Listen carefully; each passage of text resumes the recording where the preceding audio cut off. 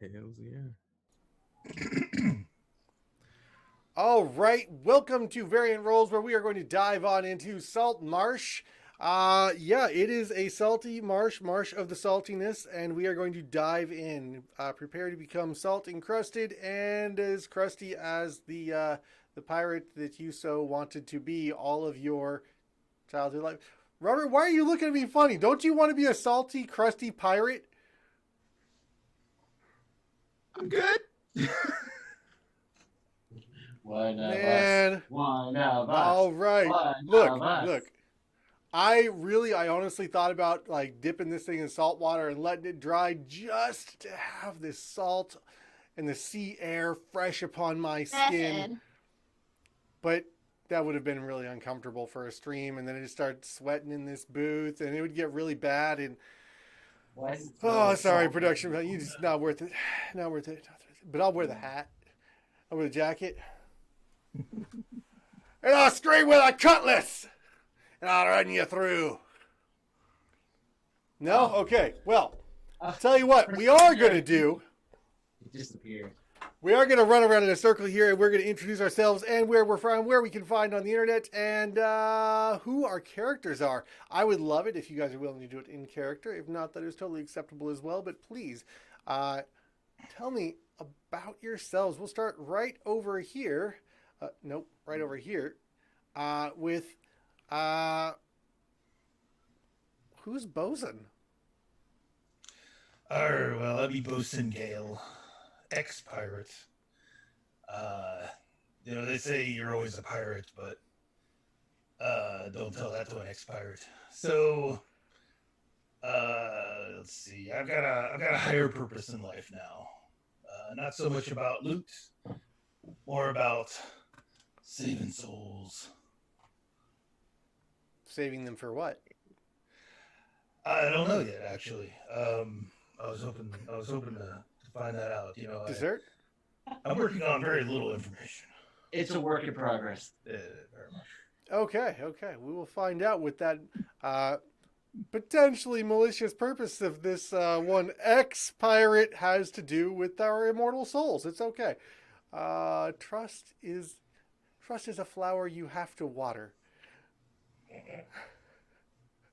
Sari, That was beautiful. you're welcome. You're welcome.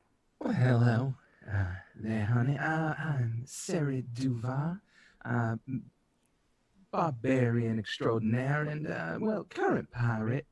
My player is Robert Allen, voice actor extraordinaire, just like me. And he can be found at Voices of Robert on Twitter. And, I like to smash things with my axe. Don't you chop things with an axe? No, I like to smash them. I like to take the axe and hit 'em right across their faces. It's a frog swatter, not a fly swatter. A frog swatter. I love it. Okay, Rothko. Right. So, I think I've got a better introduction today. I'm Roscoe. I'm a former pirate. Well, I prefer not to use pirate. I prefer to use the phrase professional scoundrel. Yeah, yep. I'm the monk. I like to hit things until they stop moving. As for my player, his name's, you can find him at @Malwave on Twitter, and Malverb in the Twitter chat right there, wherever it is. Oh, it's phoning around here. Oh, he's mostly just trying to still make a good second impression at this point. That's about it. I'll say, at least for now. Bit of a better introduction than that song. Professional scoundrel. Professional. Wherever union. That sounds really hard to say around a mug. Oh. You have no idea. All right, and last but certainly not least, we have Teef. Teef, tell us about you and the lovely Samwise. Hi there. Mighty kind of you to ask. My name is Chief Breaker. I'm a goblin, hexblade warlock. Pact of the Blade. I like to, usually try to keep a nice, safe distance. Cover my lovely friend Siri's back. She rushes in, deal with the real big bads. Let's see. I love hats and I love pretty dresses. And I like to think of myself as more of a, not like a pirate. That's such an ugly word with such terrible connotations. I'm more of an independent contractor of the seas, if you will. And I am being played by Samwise Game G. You can find her at Samwise_Game G on Twitch and Twitter. She is a chronic illness and disability advocate, and you can see her playing on a handful of channels and other such projects. So check her out. You say last name was Breaker? Teef Breaker. Teef Breaker, that's me. Teef Breaker. Okay. I will You got a problem with that? No. My name is funny? The dentist is about to make some money, I think. We left off after we sort of lost the ship. Well, not so much lost it as found a kraken, right? And that kraken was nice enough to not eat us in the last session. Though he really did condescend. He made it sound like we weren't worth its time, And that really just that hurts. It hurts. For those of us who kraken would have been lucky to murder us. That's right. My aspirations of dying to an ancient sea god have been dashed against the rocky shores of Saltmarsh, where we significantly just happened to wash up recently. And they were nice enough in town to thank us for stopping this terrible mean storm that there was some stupid cult thing that was going on. They may have stopped themselves. Let's be honest. They stopped themselves. But we are absolutely happy to take the credit for it. And to that end, the town has comped us a room at the local inn. The local inn, I just totally completely forgot the name of. It was something clever and seaworthy. I mean, it doesn't matter where we stay, honey. Well, I mean, one inn's the same as the next when you've stayed in a dozen, right? The local inn. Oh, man. You need to start one. You are destined to be an innkeeper with a name like that, sir. Also, a very important thing. I'm sorry. Nah, go for it. The We Wicker notified Goat. that we're echoing in the stream, and I listened to it, and all the players are echoing, but you're fine. Solved. I'm an idiot. I didn't mute Zoom. Well, there you go. Sorry to everyone out there. That should be over now. Though hearing double all of these magnificent players couldn't have been that bad, right? Good save. All right. Okay, fair. Twice as much Rothko is definitely over the legal limit. That is a lot of Rothko. Though maybe then it just makes you feel like you're drunk. I was gonna say, I feel like now just everybody else's blood alcohol content is risen. No, Tim, what you need to do, all you need to do is have it so I'm the only one echoing. It's part of the character. It's part of my job. You're going to have to hire your own tech on that one. Anyways, I am Dungeon Master Corey, and I will be running here games on Variant Roles and over on Encounter Roleplay coming up this fall. And I am super excited to bring you The Ghosts of Saltmarsh. I have been loving this book, reading the crap out of it, and I got the great fortune of being able to run the Isle of the Abbey, which is an old school adventure, just like most of the stuff in this book, being brought back from the ravages of 2E and being updated into 5E, the Magnificent. This was originally written by Randy Maxwell in Dungeon issue 34 back in 1992. So, wow. Is that really like that's a long time ago? Okay, wow. I was 11 years old. Okay, so you're staying in the inn. It's not swanky, okay? Yes, the tables are made from barrels, but they've put a nice lacquer on top of them, which unfortunately has started to chip and wear and is not really made any better by the dozens of sticky rings from flagons that have gone across these tables without them being washed. A fine soot coats just about everything in the building, coming primarily from an open fireplace that just quite doesn't shake off the cold. Dim white overcast light comes in through the fogged glass windows.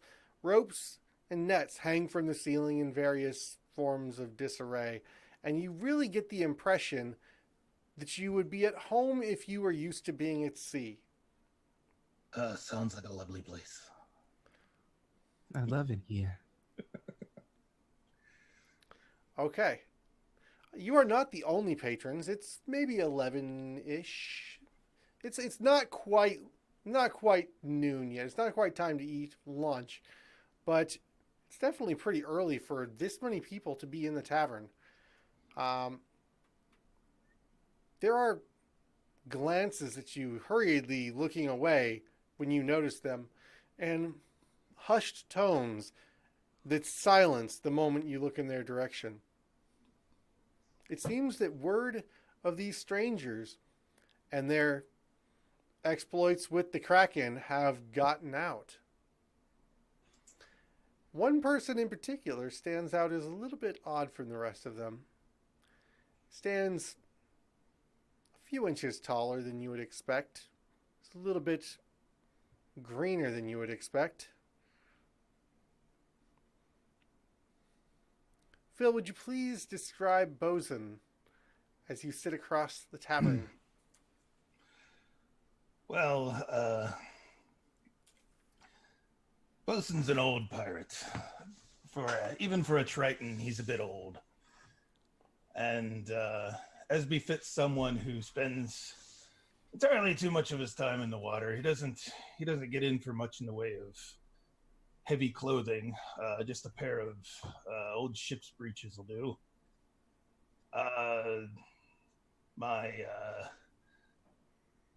My skin's not as nice as it used to be since I had a run-in with a Kraken a bit ago. Still recovering from that, you see. But I'm weathered, as the as the lads would say. Of course, you can easily overlook me and notice the brilliant, beautiful creature upon my shoulder. Or as I like to think of him, this bird that won't leave me alone. That's, of course, Admiral Salty. And other than that, I've got a mischievous glint in my one good eye. And you don't want to see the other one. So that's what we're working with. That's all I got. That paints a gruesome picture. I've been at sea a long time. Well, you'll be right at home in this tavern. Did that fix the echo issue real quick? I took us out of the transition mode, and there's a second audio source in that one. Is it a ghost of the Saltmarsh, maybe?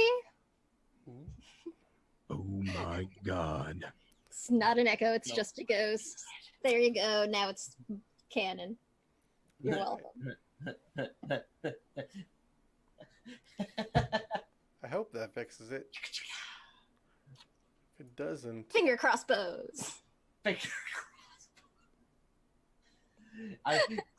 Pew, pew. Yeah, because they're a bit I'm more. not They're a hearing an bit echo more. when I listen. That is what efficient Tiff with uses. flintblocks. Is the echo still there? I don't hear one. The only issue I hear is I only hear the stream on my left headphone and not my Yeah, right. I've got it mixed down to mono. Nope, I think it's fixed. I just turned on the volume on my Twitch. It looks good. Okay, sorry for the delays and the technical issues. We are ready to roll now. So, that's an odd-looking fellow across the room.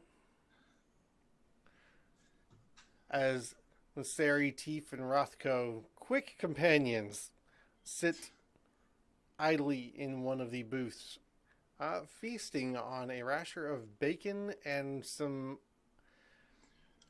the bacon's good. The eggs are a little off.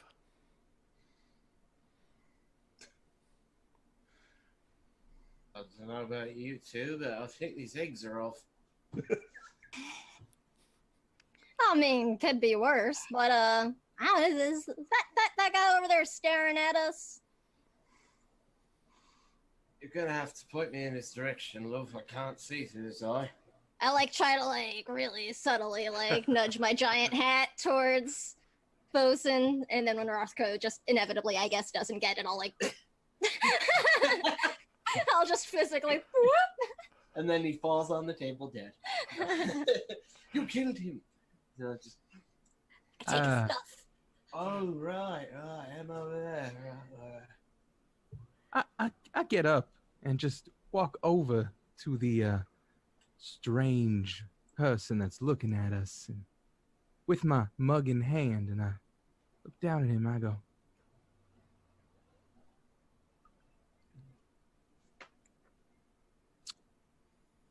"You look familiar." That's what I be thinking. Did we sail together one time? I don't know, maybe possible. I remember a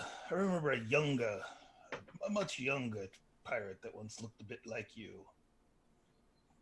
But these old eyes, they don't see so well anymore. I be the bosun. Bosun Gale. Indeed. You earned the first one, you stuck with the second. All right, I think we have sailed together. It's I'm Sari Duvar. Just Sari. put out her hand. I shake it awkwardly. With its dainty little glove, right? Oh yeah, very pretty, dainty little pink gloves. Yes, nice.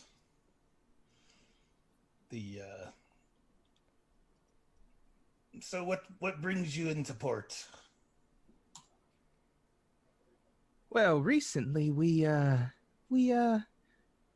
to get into a little bit of trouble under the ocean, and then were lauded as heroes or something. It's weird. I don't know. But we've been looking for work. What kind of work you be looking for? I mean, I love any kind of work that brings me to the seas. Ah, the seas. And pays. As you I shout yell out over from the and table. pays, What was Paying it? is very important. as you Oh, shout out my. and pays, My days of piracy be behind me. I've got a higher purpose now. A higher purpose. What pray tell may that be? See, there's the rub. Not sure what it is. But my ship was attacked by a kraken, and I was dragged down into the depths of the sea, and a light appeared before my eyes, and a voice, clear as an angel, said, "Bosun, you've got better things to do than die here today." And the next thing I knew, I woke up on a beach. But how long ago did this happen? Hmm. Must have been a few fortnights. I just made it here to Saltmarsh. Was that our Kraken? Yeah, Corey, how much time actually has passed? Can you just refresh us? I would say about 3 days for you guys to have recovered. Okay. Oh, that wasn't our Kraken. Okay. Seems odd. I mean, or it was, but it wasn't our Kraken instance. This is why I'm the thinker. You know, one That's Kraken. why I'm the drinker. Yep, that happened. Well, that's interesting. Why don't you come over and drink with us while we figure out what we're gonna do? Oh, well, it's a mighty fine offer. Be you paying a little short on coin. I mean, we're not paying yet, but we could use another hand on our next job. Well, as long as it's for the good. Not looking for piracy right now. Well, piracy's not inherently bad after all. I mean, some As people need to be You're pirated. having this conversation across the room. The bartender makes his way over to Teef, who had shouted about making some coin. You recognize Landkis Currid. He is a human male. He is the bartender who has checked you in and has been mysteriously the only one behind the bar, no matter what time of day you arrived or have come down to the bar or whatever you've been doing the last several. He's the only one behind the bar. It's a little suspicious, but damn, the service is good. He looks at you and he says, "Looking for coin." Well, I mean, always, my friend. You got something in mind? I wouldn't say I have something in mind, but young lad over there does. Saw him about not 2 nights ago, posting parchments upon the town board and shouting through the streets that there was some ruckus he was looking for help for. Something about a local island and a pirate incursion or some such. The pay sounded dismal, but is coin, right? I mean, I think I'll be the judge of that. But thank you so much for the heads up. Which person here was it? Who was he pointing to? Like they were in the room, right? Yes, in the room. There is a young. Where's that?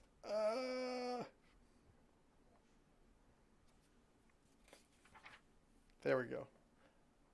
I'm a dummy. Wrong page.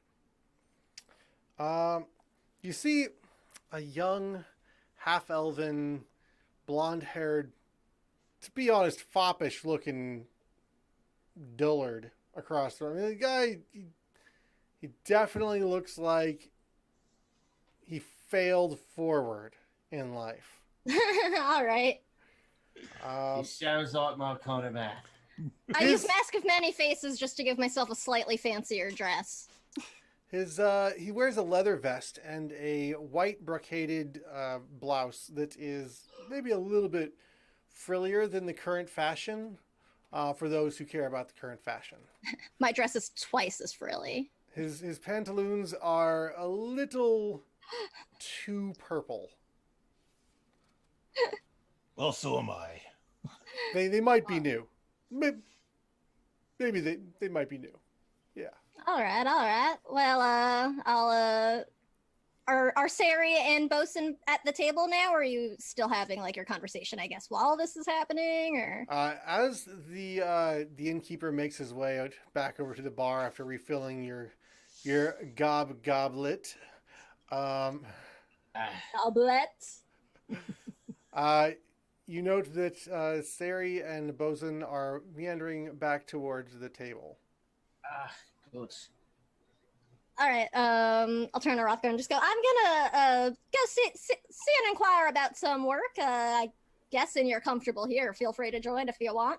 I could use a stand. Oh.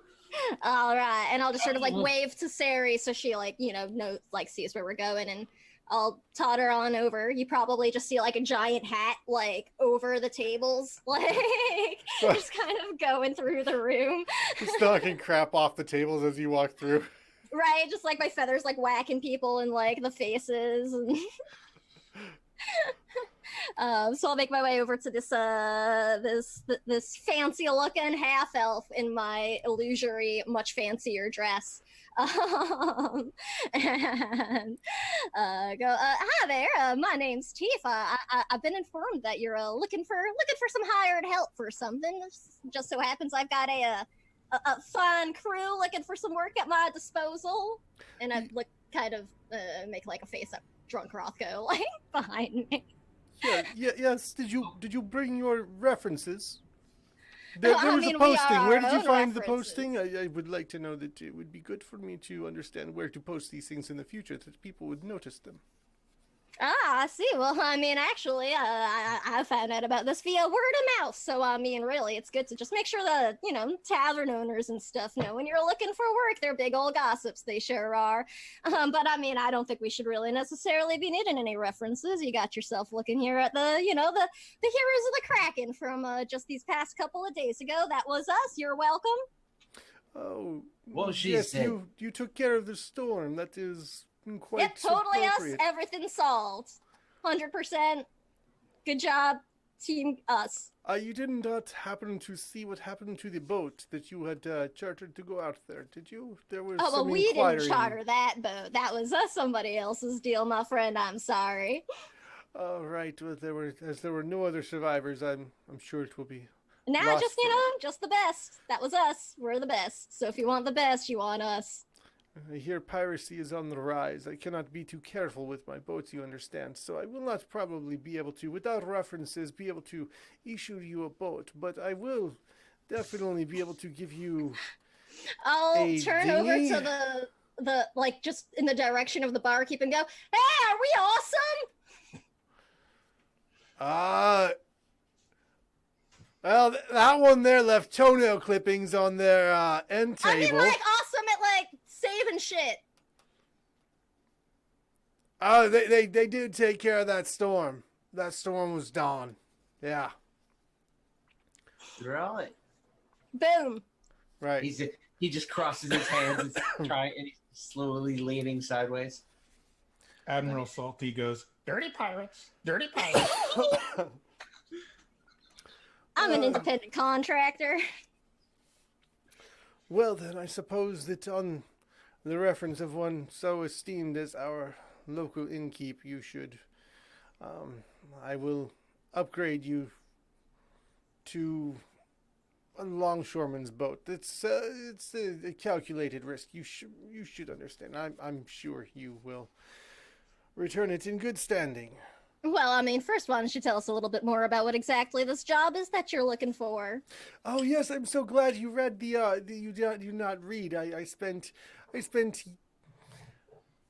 days poring over these scrolls and writing them and putting them onto the posts and onto the docks and handing them out, and nobody bothers to share my work with you. It's okay. Well, it is... Word of mouth, my friend, word of mouth. Yes, your esteemed reference over there shared so much information with you. It is a good form of communication. I'm here, aren't I? Well, let us dispense with the formalities. There is a small island just somewhat northeast of here. It is mostly unused. It is nigh unapproachable from the sea. There is a terrible desert on the south end of the island that, well, when one ventures in, they do not venture out. There could perhaps be a bigger boat waiting for you there, as so many do not make it through those sands. However, the rest of the island is nothing but cliffs and jagged rocks surrounding it, and you would not be able to navigate the ship close enough to climb those terrible, terrible cliffs. I'm sorry I get sidetracked with these terrible facts. The There was an abbey there. There is. We want to put in a lighthouse, but nobody has heard from anybody. It's quite tragic. The pirates have been quite brutal on this island, and well, they have left few survivors on the island, as I understand. Well, with the Mariners Guild, I'm Tabith, by the way. I am the guild master of the Mariners Guild. If you did not know, I do not wear a name tag. People just know who I am here. His name was Gareth? Tabith. I just said it. That is just terrible. It's okay. I did not get your name either. Oh, well, my name is Teeth Breaker. I have here some of my companions. This here's Rothko. It's a pleasure to meet you, Garrett. I mean, Tabith. We're on vacation today. As you should be after defeating the most terrible of storms. How do you do that, by the way? Well, I mean, some things we like to keep our trade secrets, my friend. Very well, I understand. And who is this tall, robust lass? Oh, well, this here's my friend Sari, and I'll gesture, so if you wanna.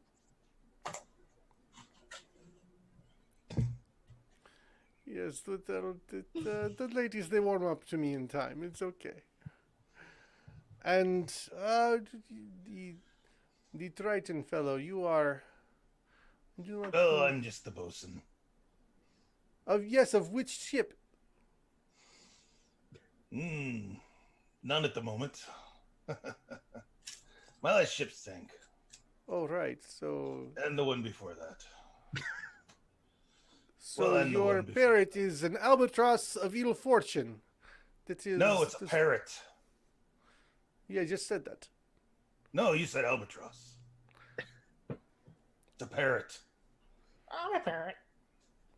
I do not believe you. No, it's a parrot. No, it's an albatross. I was polymorphed into a parrot. Look, yes, this is what I was thinking. 2 ships down. The bosun, you are supposed to be looking for the lighthouse. Yes, the boat went down in terrible. Was it the storm that took it down? No doubt it was pirates. Very well. I do not worry. I have faith that you will bring back my my skiff in good shape. It is you may have to do some rowing, but you will get there, I'm sure, in due time. You look like strong people. Well, there is a terrible rumor I will share with you. It is the reason nobody comes back through the sands is there is some undead menace there, but I'm sure it is not quite as bad as it sounds for those adventurers such as yourselves, you storm defeaters. Well, I'm just curious though. What exactly are like the nature, I guess, of these rules and legends? We're not, super like local to this particular region. So I mean, any kind of information is going to increase our, chances of a successful mission for you. I think the salient details in your mission is that it's 2,000 gold pieces, and you find what ships you keep. I mean, you keep what ships you find. I mean, that sounds pretty lovely, but I mean, that still does not address the concern of exactly what kind of natures of these undead critters that seem to be snatching people up. You got any idea what they might be? Any other information? Nobody's come back?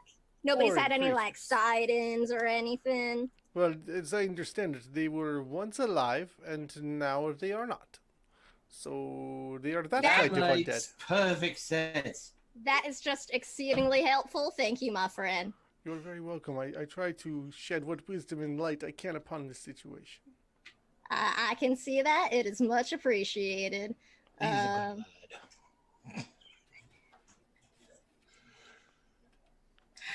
All right, now, and you mentioned, so that's, the 2,000 gold pieces and keeping any ship that we're able to recover on our mission. Now, you had mentioned, though, mentioned chartering a ship for us to at least get to this location, yeah? Yes, there is a small skiff that you are welcome to take. And I will give you the point of the forward scout's location at the lighthouse. It is Major Ursa. He is a long-standing member of the Mariners Guild, and he will be most happy to accompany you further. And he does have a larger ship that you will be able to use to cross the bigger, deeper waters. All right. Well, I mean, I don't know about y'all, but that seems pretty good in accord to me. Now look at my compatriots. Right, and if you will please just sign this this indemnification of the Mariners Guild, just in the unfortunate circumstances that you should not return, that your next of kin will be paying for the skiff, and it's a standard boilerplate contract. Just please sign here, and I will be happy to draw you up. Gladly. Next of kin. Yeah, Tifa will gladly sign off to her next of kin she doesn't speak to. Yeah, sure, this is their fucking problem. Have fun, Dad. I will gladly sign off to my next of kin that can pay for it easily. Tifa's like making up names, like when you like. Seems official. When you walk in with a name like Teeth Breaker, I mean, after that, everything sounds like an alias. Right? I mean, think of like the names you get for like spammy email accounts. Like Tifa's just doing the equivalent of that right now. Anonymous. Right? Excellent, excellent. Fork 9. As you're signing onto these dotted lines here, the ink is actually like sort of sparkling and sinking in and becoming mundane, but impressed upon the parchment. And some of them appear a little glossier than others, and some of them appear outright red. Yes, well, it is a little better than you expected for a coastal town that specializes in smuggling, I suppose. So I will accept this as a due contract. And he pulls out a large leather map with it branded into the salt-encrusted edges and starts carving a large X into a peninsula just northeast, maybe about an hour and a half by your estimation of good rowing. And you see as he gouges out another section that looks faintly island-shaped, maybe? Maybe he's digging out something. I don't know. You don't know what he's doing.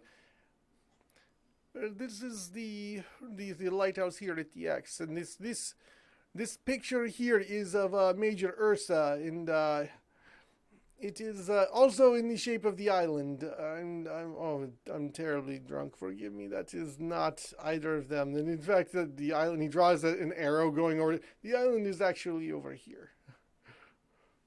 I don't know about all you, but I can understand this perfectly. If there should be anything that you need up front, the Mariners Guild will be happy to provide it at standard rates for contractors with the standard discounts. Here is your 25% as contracted up front at 500 gold pieces for your unfortunate souls. I mean your services. And you should please be free to use these coins in the guild shop should you need it. But otherwise, the skiff is in bay number 5 down it on the dock. Yes, please do not take the one in number 6. It has had a recent accident. It smells terrible. I'm so sorry, but do not take that one. We'll keep that in mind.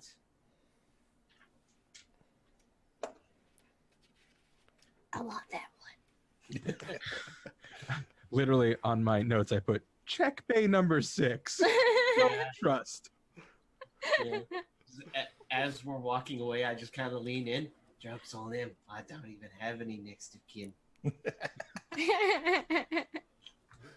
Suckers! She's just like, I know, what a nerd. That you know of.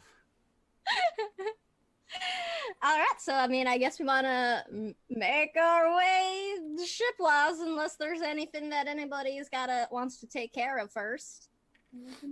I mean, Oh, I mean, we got 500 gold. I mean, we could just go drinking. Oh no, that's I what, like the way you that's what a think pirate that. would say. I gotta get out of this habit. That's No, for you, no, back, my friend. yeah, I think the better idea is, he said that we will get a discount at the Mariners Guild for the fact that we are doing a job for them. So if we need any supplies, maybe we should check out what they have. It's probably not a bad idea. Why don't we can make our way out that way. Maybe somebody over there has got a little bit of a better idea of some of the news going out that way too. In the name of brevity and for streaming purposes, I will tell you that standard prices apply. They are inflated and discounted to the standard PHP prices. And anything you wish to purchase, you can just go ahead and add to your character sheet as per non-magical items that are available in the player's handbook. All right. What about potions? 'Cause technically magical items.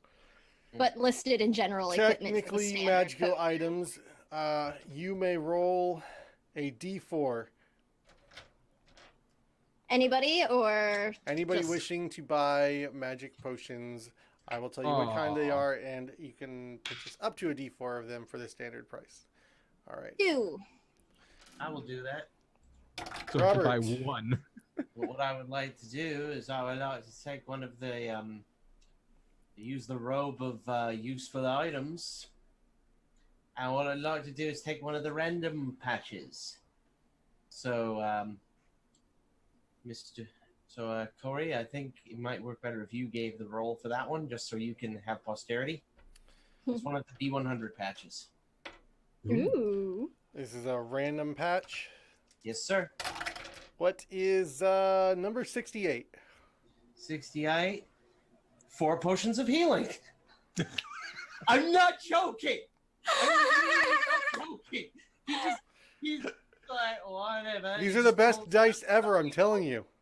That's All right, amazing. the Archon smile on you. Holding 4 potions. Like, Well then. looks like I'll save some money. They smell strongly of hops and elderberries. Oh, I found the good ones. Oh, I'm gonna go check out the oh, dockside and see if anybody's heard of this here island. oh my god. All That's right. good thinking.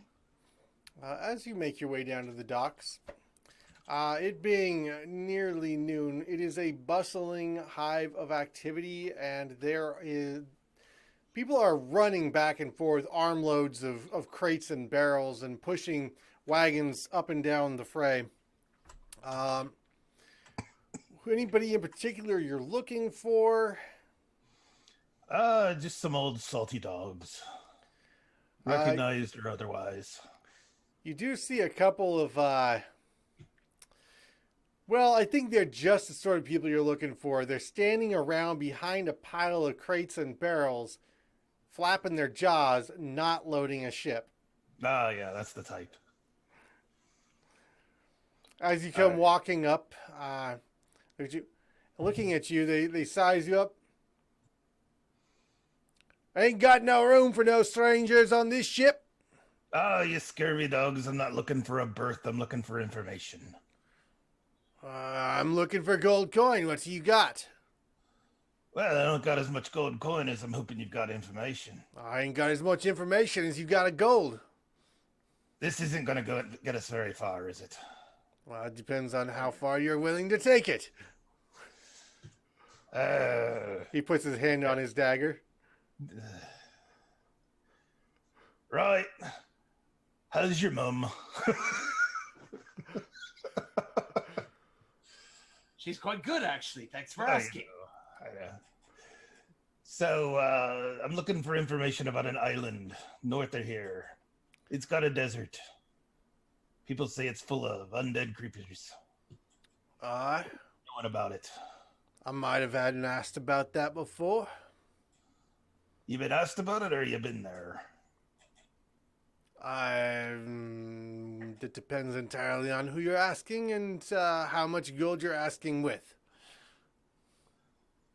Like, I got 2 gold. That's all I got. I'll give it to you. But you gotta tell me a bit more than that it's there. His eyes widen slightly. I reckon you say that much louder, there's half a dozen men willing to stab you for less.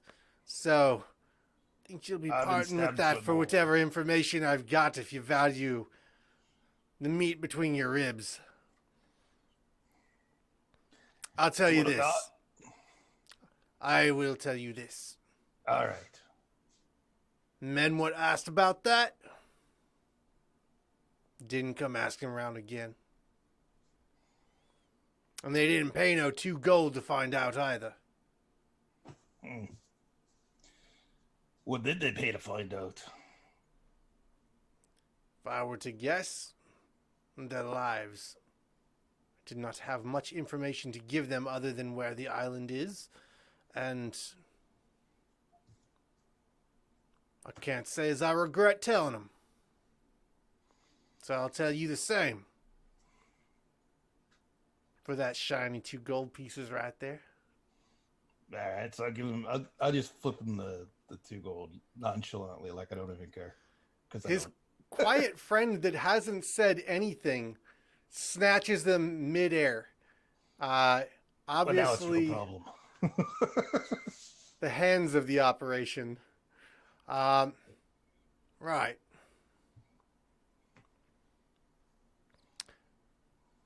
You got to look out for up in the straits. You're going to be going through them. The straits, they're treacherous. They'll drag you southward, and then they'll drag you under by way of the rocks and the shoals on the sides of the island. I'm going to steer around an eastern course around the peninsula. I'm going to head due toward the Elven Star. From there, sail on till morning. Depending on the winds. Well, mind the rocks. Enough. Mind the rocks. Well, you know. Mind the shoals. Mind the shoals. All right. You look familiar. I stabbed a man for less. Very good. Well, I'll be taking my information, narrow as it might be, and taking it back to me crew. Mind the waves, friend. Mind the waves. Pirates. Mind your waves. Oh, why do pirates have to be so difficult? As you're walking away, you can hear them chuckling to one another and like sort of chomping down on the gold coin. Yeah. All right, so he said go east, so we'll go west. Being familiar with the region, you know that would actually land you straight in the middle of where you're at.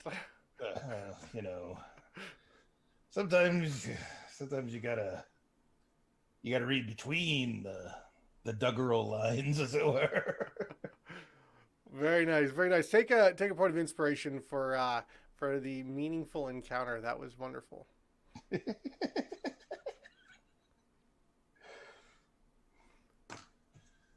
All right. I know that guy.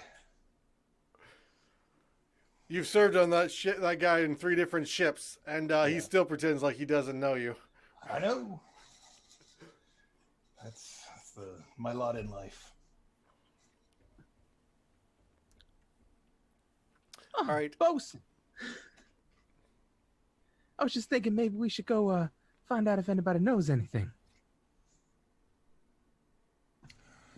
Knows anything about what? What we need to do. We need to sail north, and then a little west.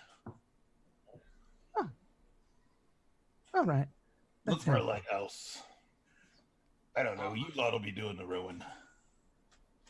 So we'd be rowing north and then west. Right, but when you're rowing, you're looking south and then east.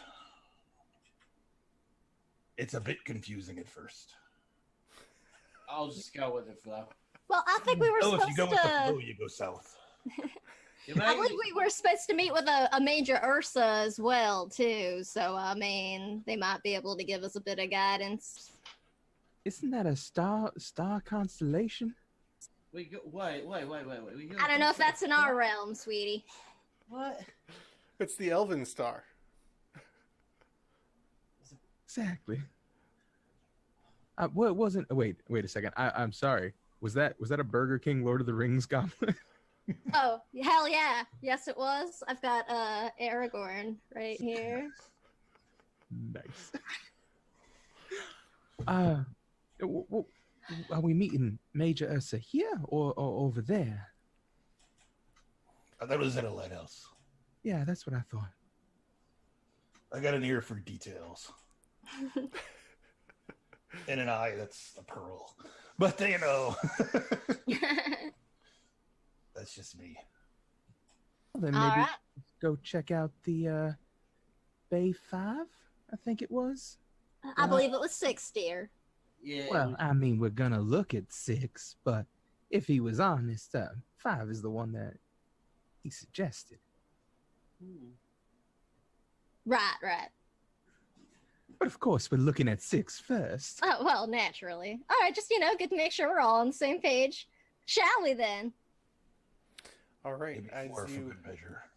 As you all collectively now make your way down to the docks and down to looking for Bay 5, you start wondering, there's only one bay here. I mean, there's 16 piers and there's looks about maybe 5 or 6 slips in each of them, but there's only one bay. Surely he meant slip 5, but which pier was he talking about? As you're wandering along the quay, you do note that the smaller ships are down towards the higher numbers, and as you make your way down through process of elimination, you do identify that there is a very, very smelly skiff at the end of one dock, and a relatively unstinky one just to the right of it in the 5th slip. Which one looks bigger? They look like they could have been crafted from the same materials and the same size, but the one that is not stinky appears to have been mended.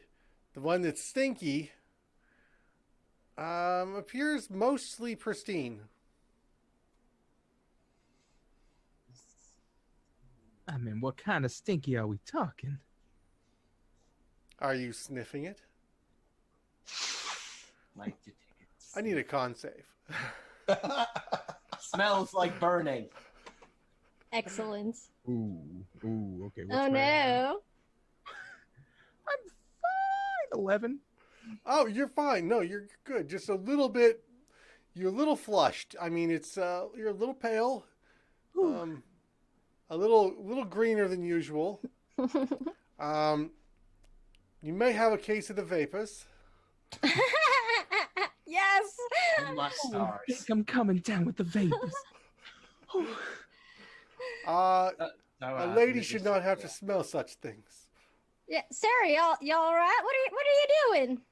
Oh, I was just I mean, this ship looks so nice, but ooh, it does not smell good. Well, just stop, smelling weird things. Oh no, I'm no. going to take a smell check. Because of course I am.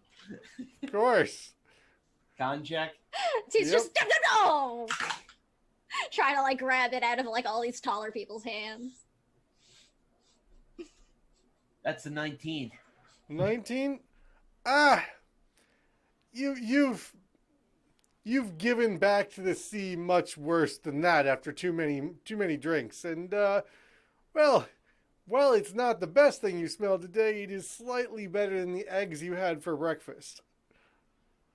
What are you talking? Smells like eggs. And fish. I will evaluate the 2 boats with a sailor's eye. You The one. give me an investigation roll. Use your let's see. Use your charisma All right. modifier. That would be a 12. 12. Through your decade of experience, you have seen many skiff of this design and others, and while the one that seems to be recently repaired does seem to be reasonably repaired, you can tell the shoddy workmanship that it's there. Right. That was an apprentice's labor that went into repairing that skiff. It's a shame. Well, the right worms can make a ship go faster. I say we take the smelly one. Oh, all right. I can do that. How? I mean, you think it's gonna be better? Really? This is kind of. I'll just start like prestidigitationing as best I can, so like get some of the gross off. Spraying Febreze on the ship. Yeah, I'm just breathing the ship 10 feet at a time. Not too much. Wizard Febreze. Don't want to kill So- all the worms. To be clear, this is definitely a skiff. It's about 18 feet long. It has 4 benches and a set of oars for each. And to get this thing going at a reasonable clip, you're all going to have to row. I'm just loving the visual of tiny goblin teeth like getting pulled up by the oar while like everybody else is going. Teef's oars aren't even touching the water. She's mostly Yeah. just running back and forth. Sari just like leans forward and gets both sets of oars in her hands and just rows 4 at a time. This feels too real. We're just going in circles. It's like, right. No. You have to keep pace. Just gradually going like slightly to the left. Okay, so you all pile into the terribly, terribly stinky boat. And, Slightly less so now. actually, no. It's Damn it. Hey, not Febreze- any better. Prestidigitation just does not seem to dispel this illusion. Well, then I use it to create the faint odor of like flowers. I make my own Febreze. There's just like a 10-foot cloud of Febreze around Teeth. Roses over shit just smells like shitty roses. Oh my god, I'm sorry. I was just about to like launch into a whole Dave Attell bit. Yep. You know the one, right? Oh yeah. Anyway. Yep. That's what I was referencing. Thank you, Sam. Okay, so you climb in and begin taking off down the dock, and after about half a league, you see this young leather-clad fop come running down the dock. No, that's my boat, darn you! We'll The bring smelly it one? in pristine condition, sir. And some I'm like, what? I can't. mad. We're so far away. I can't hear you. He looks mad. We're going through a tunnel. Wow, I might need a performance check for that. I mean, pretending to row and pretending to feign death. I'm like, wow. That's like some serious shade right there. Okay. So I would like a constitution check from each of you. As you are going to be rowing for an extended period of time, and well, this is not adventuring work. Check or save, just as a question. Check. Okay. It's even worse then. Oh, a check. Okay. Oh, made no difference for me anyway. You 16. can use Constitution Athletics. Well, that's better at least because I'm Oh, That, then 17 17, Let's see. for Teeth. 12. 12. You're the barbarian! For real. 4 and 5 every time I roll con. Oof. It's because she's rowing all 4 at the same time. Yeah, right. She's got to make up for Put a little bit slack she's for others. slacking. Rothko, what did you roll? 14. 14. Bosun? And I got an 18. 18. Well, that is a 19 and an 18. That is a meets it, beats it halfway on the challenge. You do make it through the hour and a half up to the lighthouse. You can see it approaching in the distance. About halfway through, Sari and Rothko, you just your strength is waning and you're a little lightheaded, and you have to rely on the Gobbo and the Triton to take over. At one point, the Triton actually hops out behind the boat and begins swimming, pushing and propelling this boat even faster, almost like an electric motor. It's been a long time since I've been down here. I'm Oh, so sorry. I'm just feeling so faint from the smell. oh. I understand. I'm just dizzy because I haven't had a drink in at least a few hours.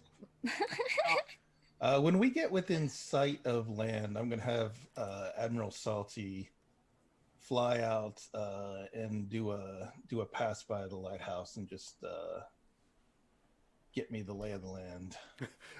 You guys you're like inconspicuously rowing by in the boat. You're like, don't mind us. We're just lovely sightseers out in, one of you singing like Ariel on the... Yeah, I'll sing like a Venetian gondolier. And Exactly. We'll through shark-infested waters. I could be good pizza pie, that's right.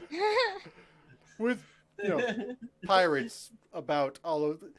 Hey, you know what? A pleasure cruise is a pleasure cruise, and the risks be what they may. Okay, so you're making a scouting expedition. That is going to be an information gathering check. We will call that an investigation.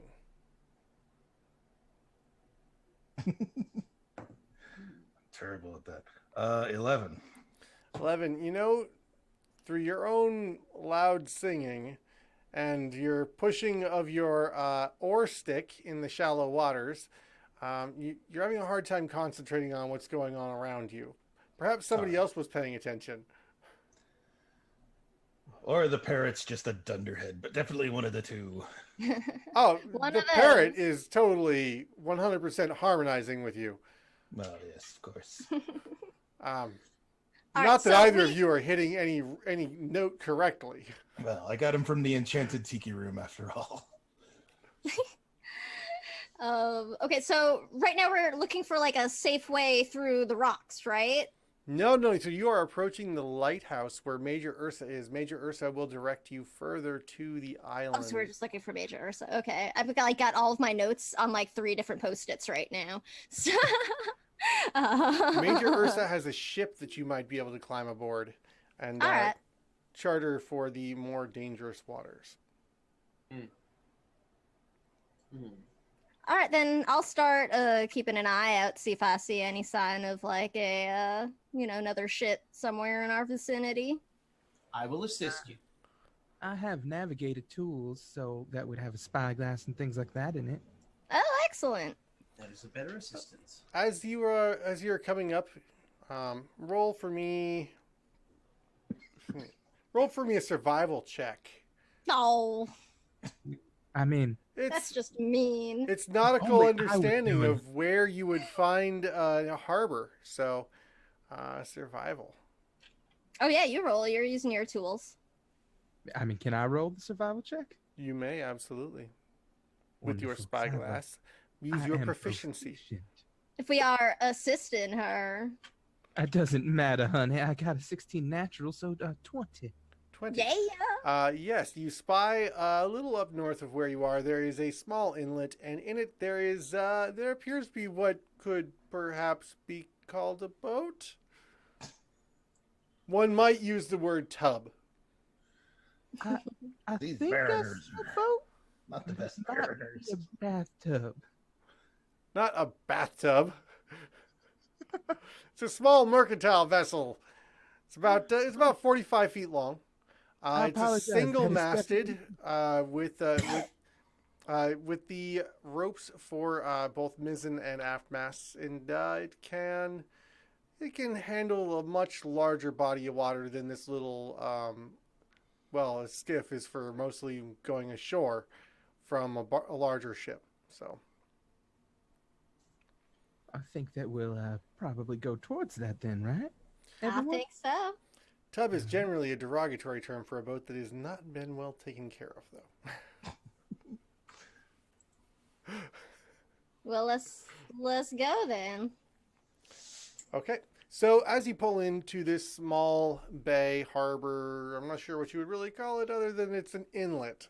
The water is somewhat calmer, and there is a short pier that comes out maybe 35 feet away from the beach. As you pull up next to it and tie off, coming down towards the pier, you see an old salty sea dog, as you might expect to see manning a lighthouse. His hair is unkempt. It's kept beneath a sweat-stained headband. His clothes are also sweat-stained, and he's somewhat ragged in appearance. He's an older gentleman, somewhat portly. Are you Major Ursa? Aye. Who be you? We are sent by Tabith to help out with the situation going on here. Tabith. Of course, Tabith. What has he got you sent out today for? Are you looking to die today? I mean, honey, I'm always looking for a little bit of excitement. Not necessarily death, but Well, you've come to the right place. What is it that I can assist you with? well, I believe that my friend Teef here kept all the information as I was drinking very intimidatingly and forgot to listen to what your friend was saying. If you Yeah, well, call Tabith my friend one more time, be swimming back to your boat. When I said friend, I meant that, of course, sarcastically. I like your style, friend. Now, what is it you're looking for? are we just having this conversation from our skiff to his ship? No, you've made it halfway up the dock or so. Somewhere in there, he's Oh, okay. come down to meet you. Because in my brain, we're just yelling, hey! Oi! Come ashore! I'm tired of shouting at you. Right? Yeah, well, I mean, it's been brought to our attention.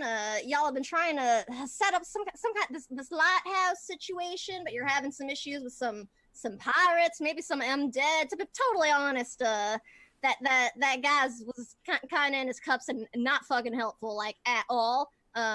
But we arranged for the job, and we're here to do what we can to help. So if you got any kind of insight, or we were told maybe you could lend us, I believe it was help us to get towards this island at least, because all he gave us was this dinky little thing, and I gestured to SMS Melathon down in the water below. I'll respect your ship, and your ship will respect you less. Yeah, that's a right fine vessel right there. Who's the captain then? Oh, that's me. I'm just a bosun. Did you see my hat? That's a mighty fine captain's hat right there. Sure is. Captain's. I think I know what island you're talking about. It's well, you're going to die. I should tell you that now. It is not. Well, with that attitude. Well, lass, I don't speak from a lack of experience on this one. I was there myself. Were you now? When was this? Did you die? You didn't die. You seem to be here talking to us pretty good. I am a ghost. You have found me out. I am a ghost. I am not a ghost. You're right. I did not die. But What's the ghost of Saltmarsh? We've been looking for that one. canon, it is now. Sorry. All right. Well, the island is a dangerous place. There's the current in the ocean. There are the treacherous cliffs and the rocks that ring them. There is the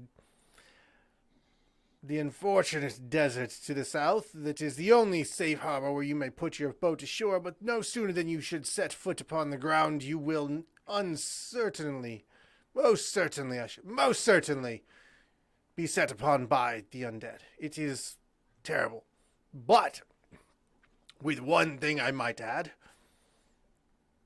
those forsaken on that southern shore are simply the greatest thing to have happened to this inland sea. How so? I must be too drunk. I'm sorry. Well, they've killed off most of the pirates. Filthy, All right. filthy I mean, That's pirates. a silver pirates aren't all lining. bad. I'll have you speak that from your skiff, sir. I mean, I know a couple of decent pirates. I mean, they'd still shank you, but you know, they make an It's a honest love take. shank. All right. Well, I do not like the term pirates, but the nastier ones, they're out of the way, and that is a good thing. Though they put ashore and slaughtered some small abbey, well, you know, that is the nature of building on an uncharted island. I mean, you're raided by pirates who want to set up something on their shore. Now, you keep, there's been all these mention of undead beasties and stuff. Any chance you can enlighten us a little bit about the nature of these critters? Since it seems likely we'll be ended up, tangling with at least some number of them. Sight I won't soon forget, lass. It's, could see the desert sands whipping through their empty rib cages. I couldn't rightly tell one from another. Their cold, empty sockets stared blindly into mine. And that was the last I saw before. I do not know how I survived. They struck me. I awoke some days later on a boat. Were they acting, like intelligently at all? Were they using weapons, or were they just like, clawing with their little bone hands? No, they had weapons, rightly. I watched several men go down before I got struck. Shit, that's never good. Well, I mean, They just came right out of the sands. They didn't... You didn't see them coming from anywhere. They just stepped right up out of the ground right next to you, and they just run you through. All right. For you, it's not really that big of a problem. As Sari just like hefts her huge axe up and drops it on her shoulder. I'm pretty sure I could cleave a couple of them in half per swing. He eyes your biceps suspiciously. It's true. You did I not don't have doubt the it. likes of her with you on your last venture out there. Does this guy seem like he's being honest in his descriptions and storytelling about his experiences? Roll me an insight. Thank you kindly. Not like it's gonna be very good. This wisdom is not my thing. Got this. Oh, okay. 6. Can I roll an insight as well? Sure. We'll use Sam's as an assist for you. I believe Okay, him that's- entirely. Okay, so it's advantage. Wow. No, the 6 is not advantage. No, my 6 was like one of your rolls. Yeah, you only get one roll. So it was the first one. Yeah, in other words, Sam did not Uh, successfully garner whether there was a lie being told. No. You want to know what the funny part was? The second die I rolled was a 5. So I rolled a 6. Oh, well, popular result. Rothko, Teef, you know a liar when you see one. And that right there, that's not a liar. Liars have tells. And those tells always fall into very specific categories. They always scratch their ear, or they suck their teeth, or they do something despicable that gives them away. This This unsavory individual over here didn't exhibit any of those characteristics. Oh, please, not I. Seems legit. Mm-hmm. All right. I know a lie when I see one. He's not one. I mean, I'm a right. really good judge of character, so I mean, I think we could do some business together, my friend. You guys thought he was lying? No, of course No one ever said not. that. I'm offended. I didn't think he was lying. I was just. I am a long-standing member of the guild, and I would not lie to those sent on a mission from the guild. That would be very self-deprecating. But I will tell you this. I will not be going with you. I mean, I wouldn't want you to go with us, honey. Yeah, I mean, I didn't really want to split the pay any more than we have to, so. We just need help getting there, right? That's all we were looking for. I'm on to your shenanigans. I'll not be going with you, I said. That's what we said. It's fine. You don't have to come with us. Stop. You're embarrassing yourselves. Fine. Fine, I'll come with you. I wouldn't want to send my ship with you without me anyways. You're not going to make it there in that little boat. You're a fine man, Mage. You're a fine man. She's got like imaginary numbers floating over her head, like trying to figure out what just happened. I know. Right? Just, what? I mean, that makes sense. We wouldn't expect you to be, just leaving your ship in our hands. If it all goes well, we might be able to get our own after all this is said and done, after all. We don't see many coming down these channels anyways. I mean, it's not like the ship's going to, miss the lighthouse fire burning out and strike the shore. Nothing like that has happened. And I see maybe one ship a day. It's something very unlikely. As long as we're here before nightfall, everything should be fine. Mostly just pirates anyways, and they can strike them shoals all day, like all day and all night. All right, and I mean, it seems like once we get there anyway, there's minimal pirate issue, right? It should just be pretty much the undead, maybe a few stragglers to take care of. Easy peasy, we got this. Oh, I'm not going ashore with you. I'm just not going to let my boat float adrift out here within you all go die on the island. I'm going to sail it back here. I mean, I will be absolutely waiting with a hot meal when you return from your glorious adventure. That's more like it. You know what? Is he telling the truth? Roll an insight. Oh, that's actually pretty good. Where do I have proficiency? No, 18. This guy wouldn't know a hot meal if it snuck up on him. I don't think he's going to give us a hot meal. Well, is he at least going to provide the booze? Are you going to provide booze? Well, it's not a very long ship ride, but I suppose it might allow me to get more information from you. What do you need information from us for, my friend?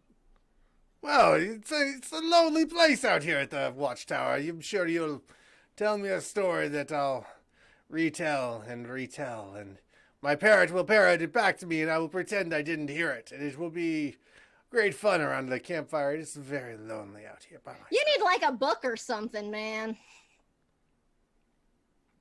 Are you making fun of the fact that I cannot read? No, you got people who could read to you if that's an issue. Actually, that would be a great, bonding experience for your crew, like read-alongs and shit. You should give that a try. Read-alongs. Hey, don't knock it till you try it. Them learned folks always telling me what to do on my boat. Right, let's go get on the boat. I'm sure Yes, I was this gonna... learned goblin with my intelligence of 11. I was going to finish my sandwich before... It'll be okay. I'm not that hungry anymore. Let's get on the boat. Yeah, let's get this on the road. I get on the boat. All right. I'm looking forward to story time. Is there anyone else on this boat? I assume so. Larger ship. Yeah, I Nope. mean, like, he can't just crew it himself, right? Yeah. Oh, he does. Whoa. He never leaves here. He mans the lighthouse. This thing hasn't been like out in the water forever.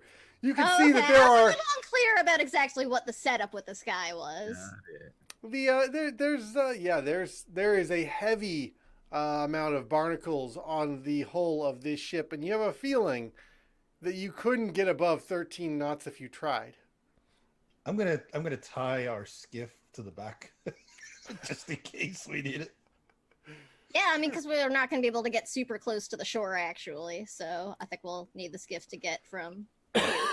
All right, so And y'all, I am totally keeping my eye out for like any ships that have been like abandoned or whatever. Like once we get into that area, because we were told that's totally a thing, and I'm looking for like signs of life stuck on it or anything to take home.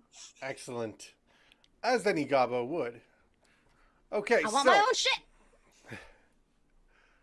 all right, so you all pile aboard the boat, and he unties and makes his way, and he says, "You're going to have to help me pilot this thing. I cannot sail it alone, and, well,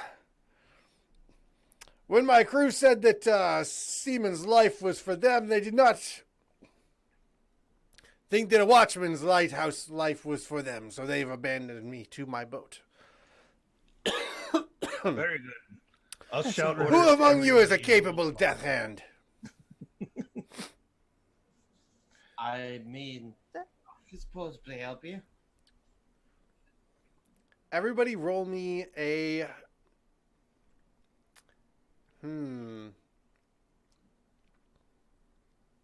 What skill should this be? No, there's a vehicle C proficiency. Yeah, like Yeah, anybody none with of a you have pirate that, though, background right? is actually proficient in water vehicles. Who's proficient in water vehicles? Anybody with a pirate background. No, Nice. all of us. Nice. Okay, everybody give me a roll on that. It doesn't What's give us that a we- stat though, so it's like you want us to stat with it. Yeah, would you want that to be like dex, strength? What do you want? We're gonna do let's see, a skill. I definitely want it to be wisdom, and it's going to be knowledge. Knowledge is not a thing. That's because we're not playing 3.5, Sam. Stop Nope. making things up. Um, Survival? Nature? I'm just saying things. I know you're just throwing words out there now. Those aren't in skills in 5e. I mean, Well, if you got proficiency, you could add your proficiency bonus to your stat bonus and just call it a day. Yeah. 'cause Well, yeah, we're but all we don't know proficient which. with water. Yeah. So do you want to just a wisdom? yeah, like, it's just gonna be survival. It'll be survival. survival. All right. 14. 15. I have a 16. Uh-oh. Awesome. Uh-oh. Yep. Thanks. I can Thanks, fix thanks, that. Stephanie. Sorry, guys. Wait, what'd you get? You disappeared for a second. 21. Nice. But now you are Rothko and he is Teef. I got this. Well, I got I can punch just fix this on the fly. Well, I guess that I'm hey, you know, I guess I'm deep now there. I can't do it. Is that what I sound like? Do it. I don't think, Chief, you sound different. I'm not going to. Uh-oh. Oh I no, think now he's a Rothko's about to robot. get stabbed. So drunk he's a robot. He's so drunk he got lost in the Matrix. There you are. He's back. Okay. I put you back into your positions. And should you drop off again, you will appear back where you are. Okay. Tech solved. Okay, perfect. I haven't touched anything for the Wi-Fi. What did you so- roll? 21. 21. Nice. So 14, 15, 16, and 21? I'm so sorry, Sari. You've been asked to swab the decks.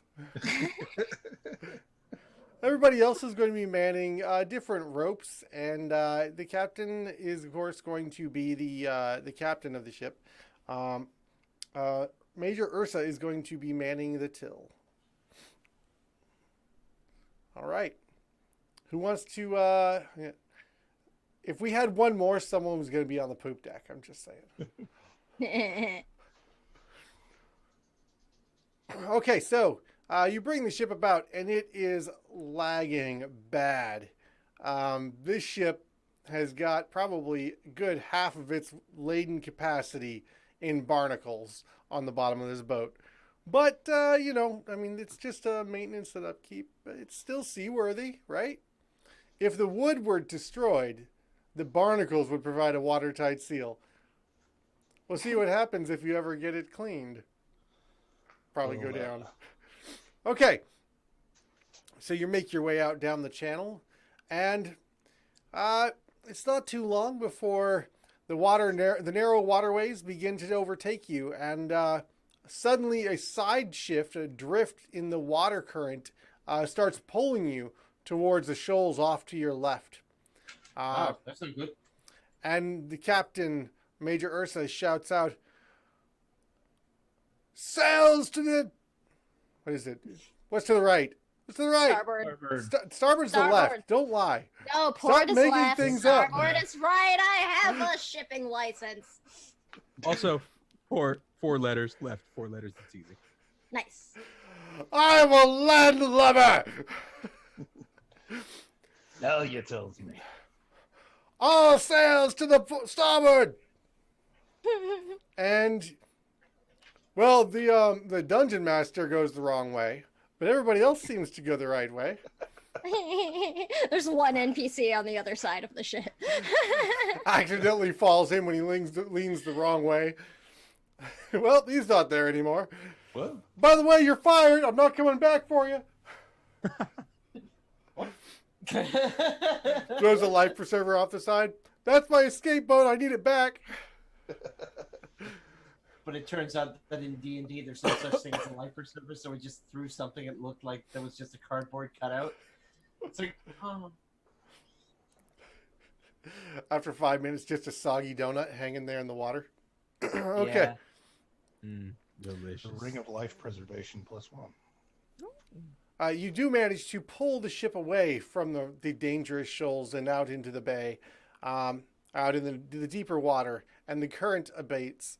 After a few more hours and a few more mugs of ale in these still waters, you begin sharing adventures and stories of the past. And after, say 3.5 hours, you make your way around to the southern cape of this island. And the captain, spying land over the brim of his mug, climbs up to the top of the center mast, the only mast that matters for this boat, and shouts out down to the crew, "Land ho!" And then climbs back down. Right. To your stations. I forgot what's my station again. Oh, my station's over here by the cask of ale. Where's yours? Oh, I was gonna tell you that station. Damn it! Oh, Well, it's taken now. Mind your lines. We got a... The hell with that. You're taking the skiff. You're not taking this thing anywhere near them shoals. Or them undead. Get in your boat. Well, I mean, yeah, a ship this size isn't going to be able to get through these shallow waters anyway, so might as well get a move on. Actually, what time of day is it right now, DM? Is it getting dark yet? Yeah, it is actually approaching night. It is probably an hour and a half till sundown. Okay. Alright. Odds are, I guess we're probably going to want to get to shore, try to find somewhere safe to stay for the night. If there's undead walking around, I'm a little bit hesitant to keep our trek pushing once we get there. What do y'all think? Yeah, I'd be okay with having a nap. Just till, next light. Keep a watch once we get to shore. Mm-hmm. Yeah, that's not a bad idea, I think. All right, so I guess we'll do that. We'll get in our skiff, start making our way towards land. keeping an Well, eye out. we could always sleep in the boat, and then we don't have to worry about them popping up out of the sand. Something tells me Mayor Juris is not going to want to be waiting around here for us overnight. I meant our boat. Sleeping in the skiff overnight? That doesn't seem quite much safer. It's not like we got an anchor or anything on this little thing. Well, We'll get drifting on off into the right, because we were told there were like hard like tides and riptides and stuff in the rocks getting to shore. Like it was hard to get from where we are in the ship now to the shore, correct? That was my understanding. It is. Like it was challenging to get from deep water to shore because of No. like rocks and tides, and then hard to get from there to lighthouse because undead and pirates, right? No. So Or am I turned around? it is actually.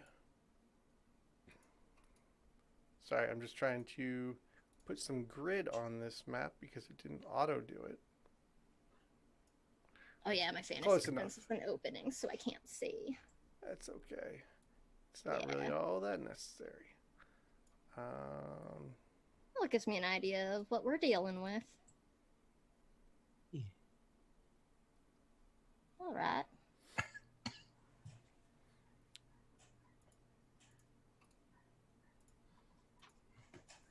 There we go.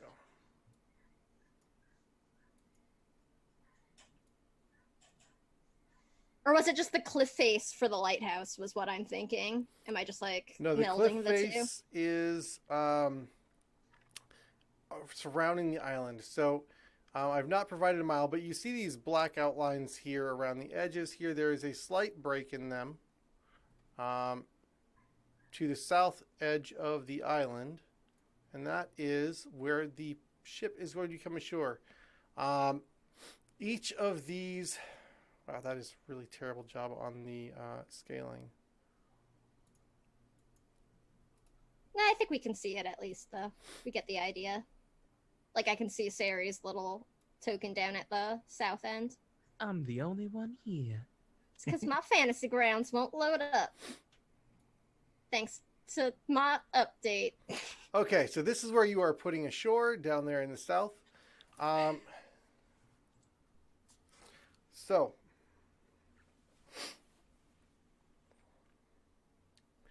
this is a sort of a mini game.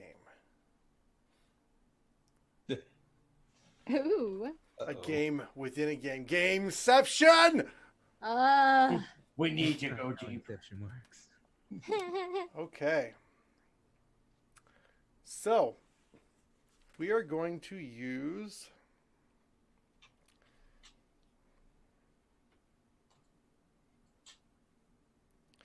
Each cube is 150 foot square on a side. A square 150 on a feet on a side, and cannot move diagonal. We're playing chess now? I don't have No. proficiency in dragon chess.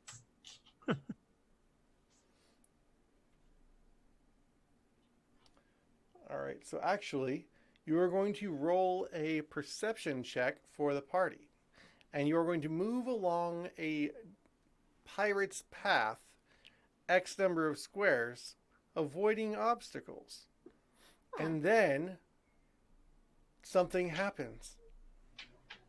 This is the most ridiculous version of Minesweeper ever, and I'm here for it. Spoilers, I suck at Minesweeper. Let's go. Oh no, I got the dead face. So are we making perception rolls like all as a group, or do you want one person heading the perception Whoever checks? is going to be the lead of this, whoever is going to be your tracker, whoever is going to be your point person, is going to be making the perception check and leading the party. I would suggest somebody with a better wisdom than 9. I mean, I'm all right with perception, though if somebody's better, like maybe a monk, I don't know. I don't know if he's proficient. As I can see good. I swear I do. I smell hang. I swear I have only one eye. It's You the know what? I'm focus. gonna do it. It's the focus. I go ahead.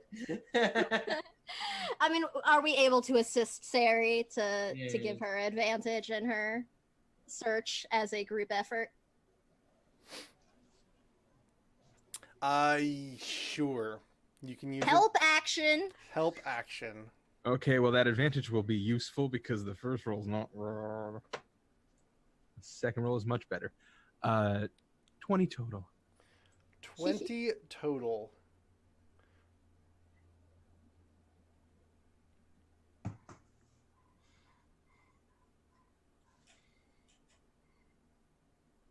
This is my amused face. You make it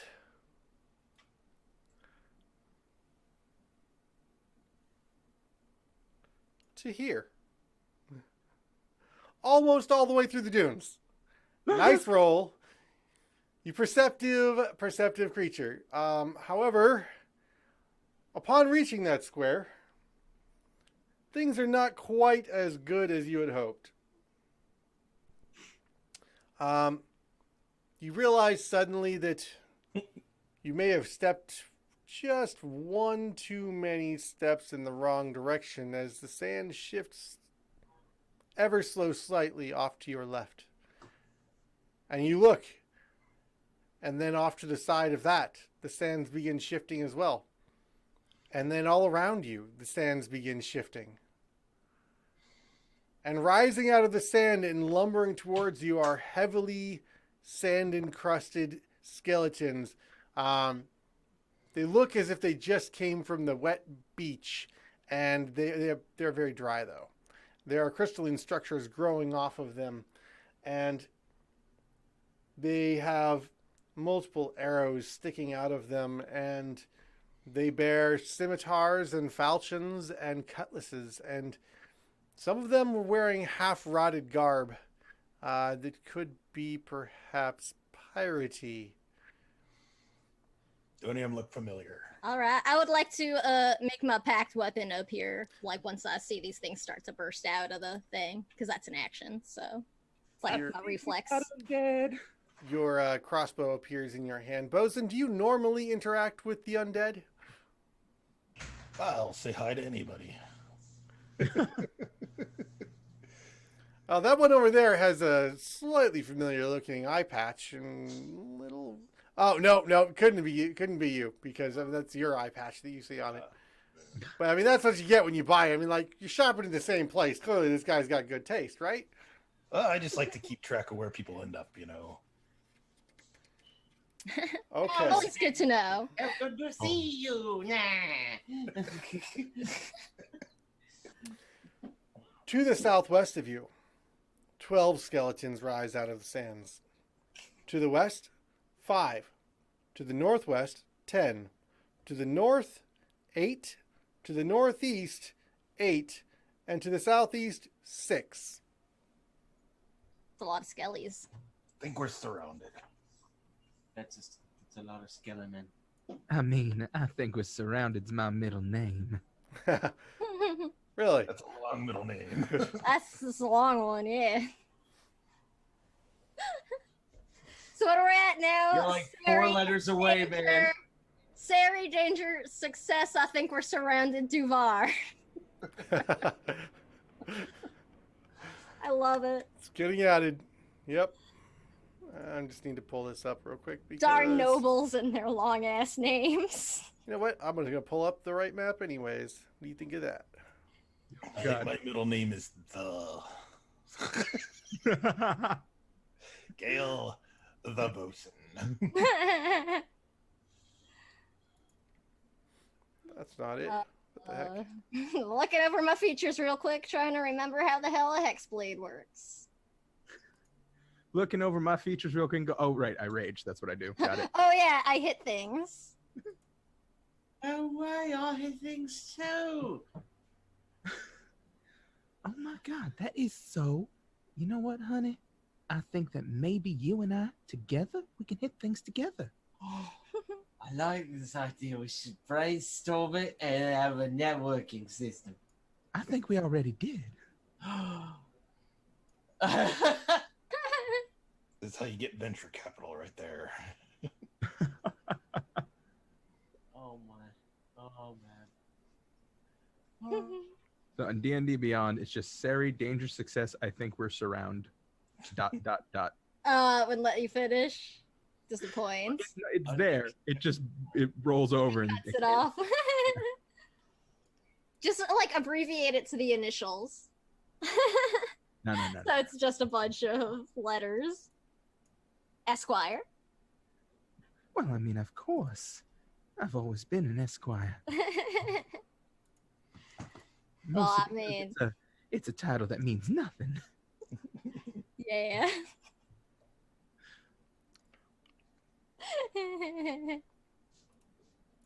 Man, I don't think I have any helpful areas of effect spells. You're welcome.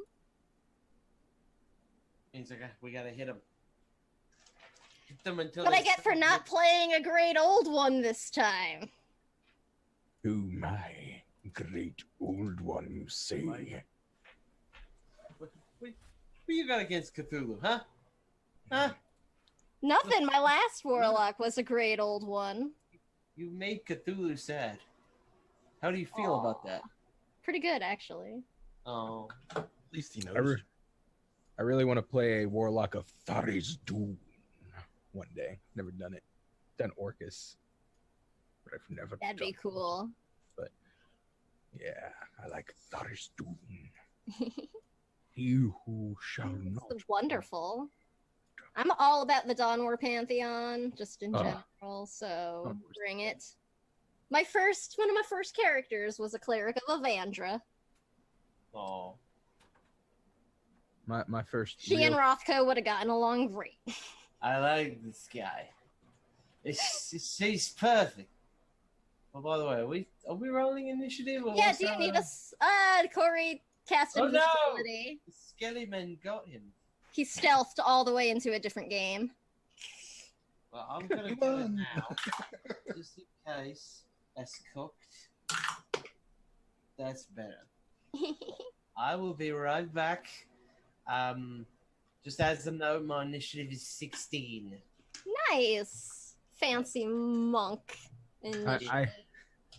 I have learned the only thing I roll good on are perception and survival checks, because everything else is always below a 10.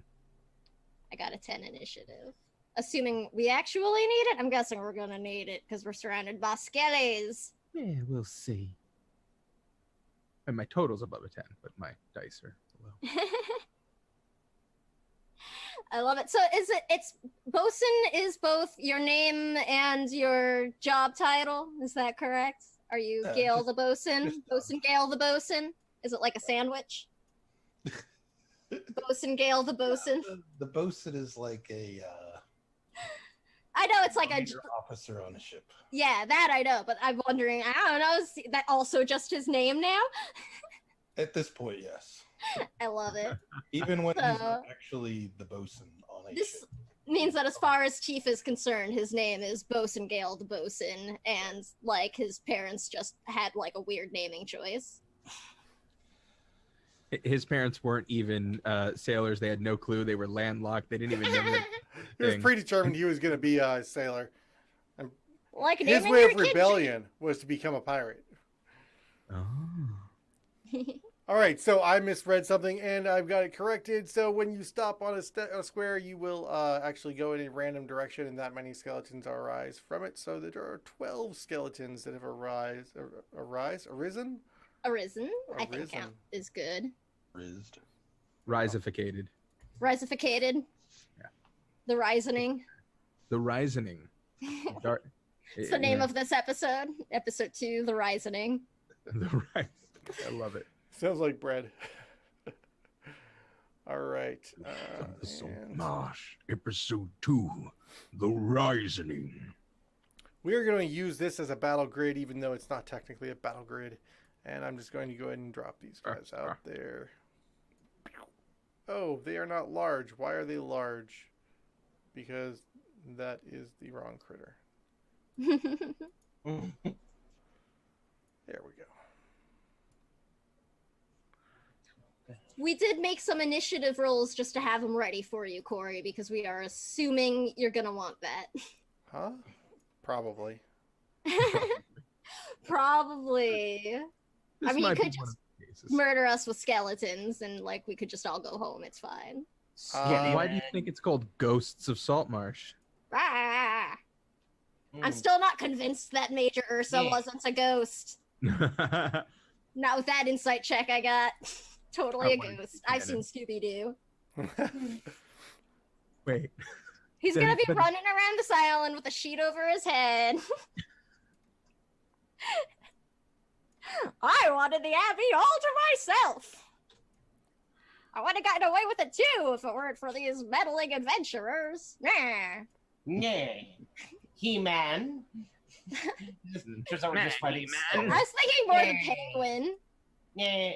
Whack, whack, whack, whack, whack. Yeah. He does kind of have the same voice. That like Adam West penguin, like. Wah. Oh my god. Yeah, yeah. Burgess Meredith Penguin. Yes, I was totally blanking on his name. Oh, Batman! Whack, whack, whack, whack. Oh my god. All so good. right. I need an excuse to get one of those really long cigarette things, just for a I- prop. Think that is your excuse. It's Yeah, just I you mean- should have one. Next D&D character smokes one. There you go. It's your Yeah, excuse. boom. Problem solved. You're welcome. I will be French. I should do that. Oui, oui. I will be right back, but I'll put my initiative into the chat so y'all can get it. Tabarnak. I can't access the grid on Fantasy Source grounds. Okay. We are about ready to go, and I have a need for initiative numbers, please. Bosun.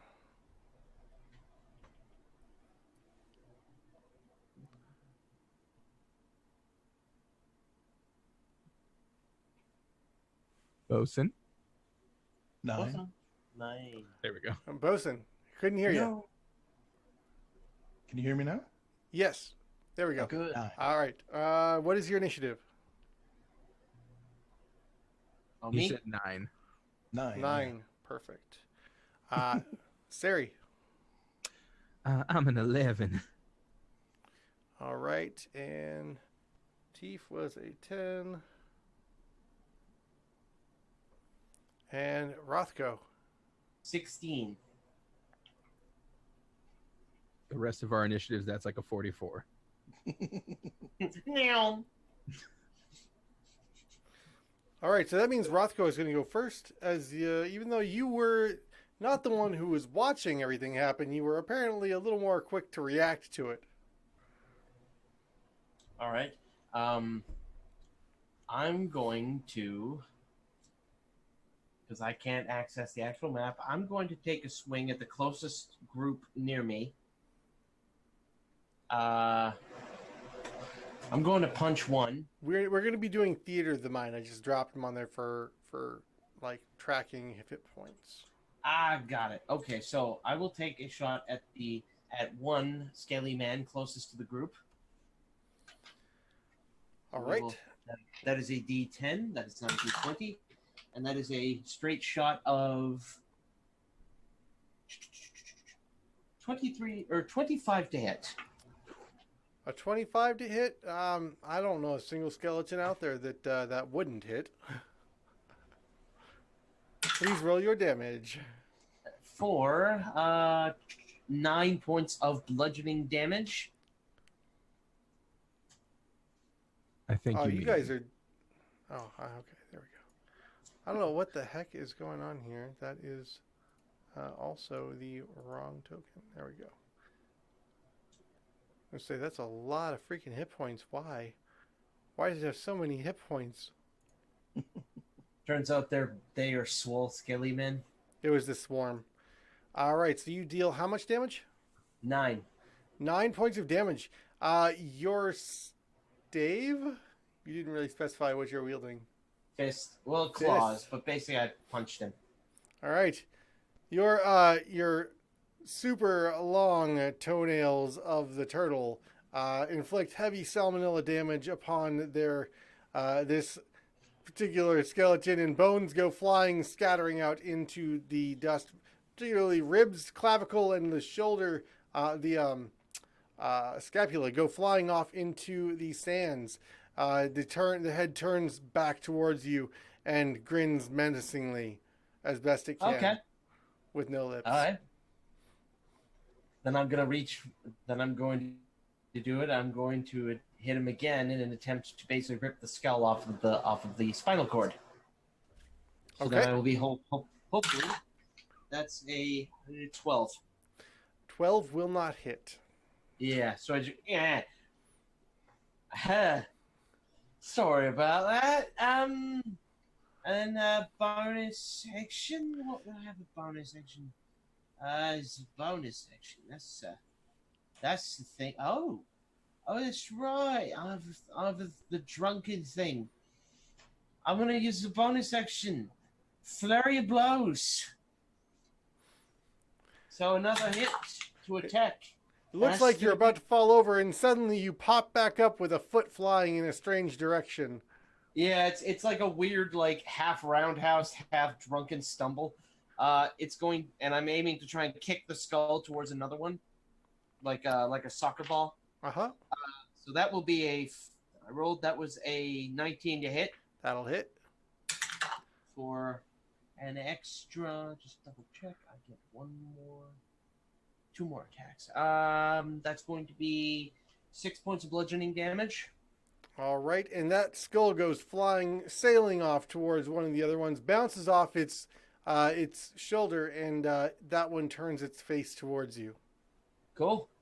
I still have one more attack. Is this one in front of me still up? Negative. Or can I move on to another one? That one is dead. You would need to find a new target. You do All still right, have enough so- movement left to get to another target. Yeah. Okay. Well, then I will use my remaining movement to, because of drunken technique, I can disengage. I'm just going to move far enough back that I'm not within range. The So, one in kinda- front of you just kicked the head off is definitely down. Good. Oh.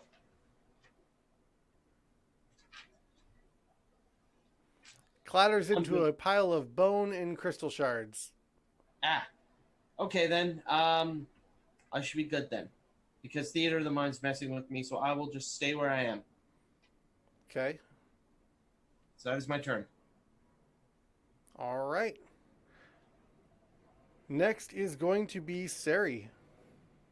Oh, I move first. Well, that's wonderful. I'm gonna heft up my axe and look towards the nearest one, and as I run towards it, I'm going to just be like, "Oh, you going down? Oh, this is gonna be fun!" And I would like to rage. Yeah. As you rage, it opens its mouth and the wind whistles through it in a bizarre hiss. I'm gonna bury my axe in its skull. Please roll for attack. Oh, of course, I'm doing this recklessly. Wow. Wouldn't have it any other way. That is a 26 to hit. That's twice its armor class, yeah. And that is 13 points of slashing damage. Magical slashing damage. Yeah, you're actually kind of worried that you might have blunted the edge on your axe as you shear this thing from stem to sternum. And this thing falls into a bunch of people. Well, I say fall, more like scatters to the winds. There was a skeleton here a moment ago.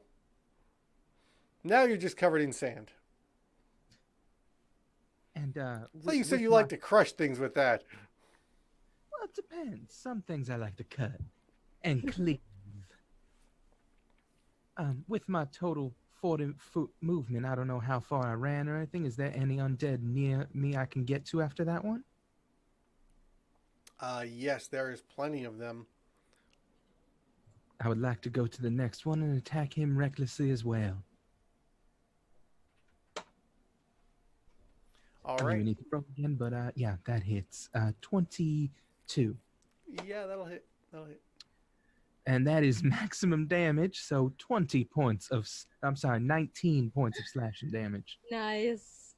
Now I'm getting the vapors. For reals. And this Got, one, like- Vapors. you catch with the broadside of your axe, and it just completely atomizes. It turns it into a bunch of shattered bones and crystals, and it just scatters across the sand, barely discernible from the sand in which it lay. Nice. I'm pretty sure that is my turn. All right. Next is going to be Teef. Yeah.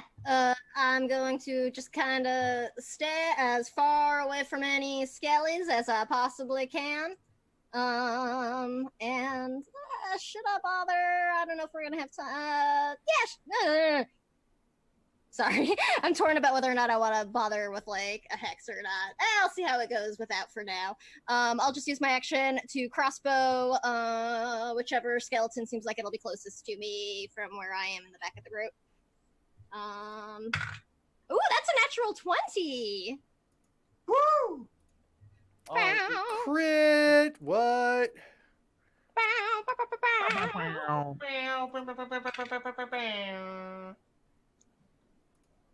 It's going to be 12 piercing damage, and it is magical from my packed weapon crossbow. All right. You sink a bolt straight through this thing's skull, snapping it backwards and crushing through the back of its skull. It turns towards you, and you can see through one eye socket the ocean on the horizon behind it, as the back of its skull is now missing. But it is still staring at you with its one good eye socket. I'll just tip my hat at it, and is there anything I can try to hide behind? Because I've got my nimble escape goblin ability that lets me disengage or hide as a bonus. I don't know if there's anything, in the area that I could try to hide behind. Oddly enough, there's this rather tall half-orc individual nearby. I'll go and crouch behind him until my next turn. I don't know if I can actually try to hide behind another creature, because I know that's normally actually like a halfling It's ability. a halfling ability, yeah. But I'm a goblin, so I don't know. Same thing, right? How to do it. Small Still height. small. Still small. I'd say there's numerous small dunes around that you can dive behind if you were for mechanical benefit. Cool. Yeah, because Teeth just does not want to get involved with anything. Okay. So You dive, your hat sort of like falls off as you take a dive, and you turn around, skitter through the sand, grab your hat, and pull it I behind you. mage hand it. And you like hide behind this thing, and you're like, your tuft of a feather is sticking out above it. I only rolled a 12 stealth, so yeah, you can probably totally see like just this like big like purple feather like sticking up from over the dunes. Oh, that's amazing. All right. Next is going to be Bosun. All right. Well, I will have to send a couple Eldritch Blasts their way. Are any of them like running towards anybody in particular, or are they just shuffling? Oh no, they are running with weapons drawn. These are not your slow zombies. These are skeletons, and they have a need to rend the flesh from your bones. Excellent. Well, that you might join their company. All right, so I'll shoot the one bolt at just the nearest one to me, and you launch a glowing bluish-white plasma towards this thing. First roll was a 10. It missed. The second try is a 21, which is much better. The first one strikes the sand 10 feet behind the skeleton, melting it into glass. The second one strikes it boldly in the chest as it glows from within. You can see an eerie light flash from within its skull. And it does 9 points of damage. And it just... Yep. It's going to be a different one than the one with the arrow hole out the back of the head.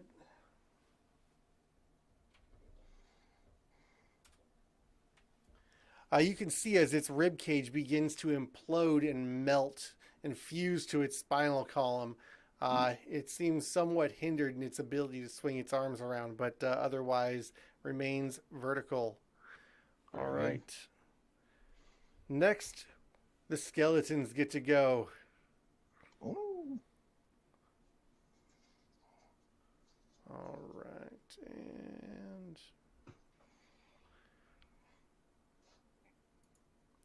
so I'm going to just boom. Here we go. Put it at the top. This first one is going to come charging in towards Sari. And is going to make an attack. It is going to use its short sword. That is a 21 to hit. No, of course. Yeah, that is. Yeah. I figured. All right, so that is 4 points of piercing damage as it stabs you with a short sword into the meat of your ribs. Halved as my bear totem aura protects me partially. Halved. You take 2 points of damage. This is the one I should note with the daylight window in the back of its skull, shall we say. It's got a little bit of skylight. The one that was eyeball and teeth, or a different one? Yeah, the one that was eyeballing teeth. All right. I'm always protecting you, honey, even accidentally. Next, the one that Bosun attacked with a melted skeletal remains in its torso region is going to pull out a short bow and is going to fire at Bosun. Oh, no. That will be a 15 to hit. Oh, you got me. All right, you take 7 points of piercing damage as an arrow strikes you in the upper left torso region. You can feel that it has not pierced a lung, but it is definitely going to leave a scar. It joins the others. Oh, DM, really quick. Did you make sure to roll that at advantage against me? Oh, yeah, because of the relentless attacks. That it was a 21 to hit. Yeah, but you could have gotten a natural 20. That's the only reason I asked. Sure. Yeah. Here, well, let's just find out if I one shot you. You know. No, it was a 22 to hit on the other one. All right. I want to be fair that I should have gotten, you know. I can appreciate. The next one is going to be using its ability against. It's going to be using that to its advantage with the with a short sword strike as it comes charging up to you. That will be two skeletons that will be on you, Sari. All right. And that is going to be a 19 to hit. Yeah. Only a 16 AC. All right, you take 2 points of damage after reduction. Next is going to be one skeleton charging up towards Teef. No, Teef is hidden, so I will have Not to very roll. well, though. I rolled a 12 stealth. It is below the passive perception of the skeleton. Let me pull that up. Let me make sure I'm not just talking out my ass on that. It is above the passive perception of the skeleton. So you are hidden. They only have an 8 wisdom. Aha! I'm one better than them. Nerds. Okay, so in that case, you are well hidden and is going to charge towards Rothko, who is also on the front line. Just runs past my little feather, like poking up. Actually, it kind of steps on your hat. It didn't notice you standing there. And just the brim just dips into the sand, and you're just like pulled your head up out of the sand, and with a little bit of sitting on the brim, super angry that someone would dare defile your hat. This one is going to roll to attack Rothko. Okay. With a 20 to hit. Roll for damage. 8 points of damage, piercing. As Is it buries a short sword right in between the crevice between your carapace and your shell. Ow. It looks menacingly into your eyes as it twists the blade. If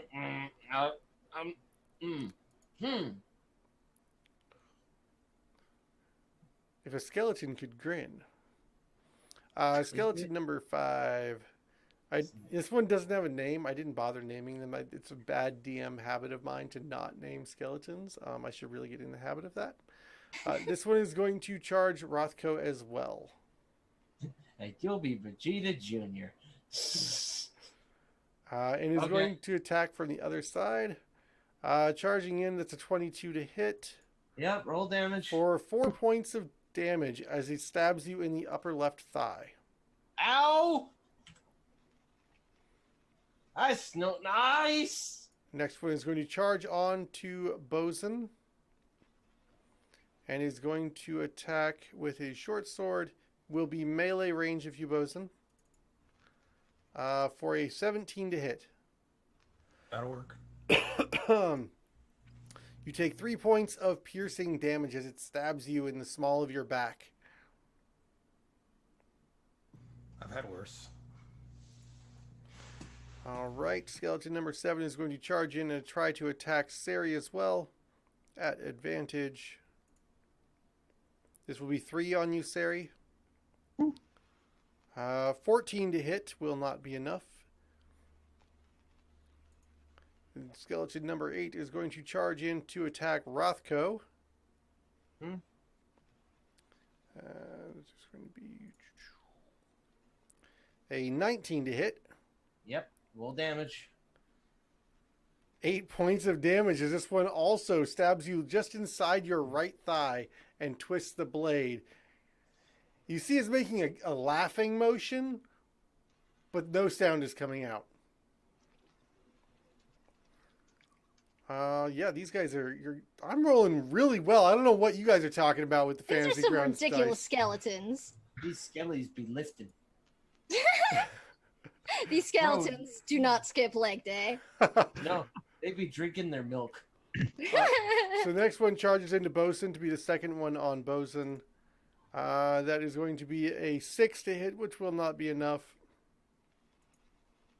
Which will bring us back to the top of the round to Sari. I'm sorry, to Rothko. You have 3 short swords sticking out of you, 2 of them twisted. No, that's a good thing I'm proficient in short sword. So I'm going to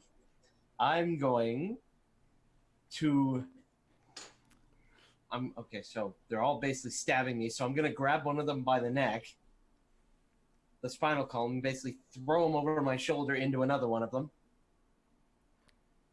So basically from behind and just try and use him as a mace. Improvised weapon, you say? Which I am proficient in. Sounds like the signature calling card of your tavern drunkard. Yes. I It's like, love you it. fool. I mean brawler. I mean brawler. Tavern brawler. You fools. You've Time-honored given tradition. All right. So that would be.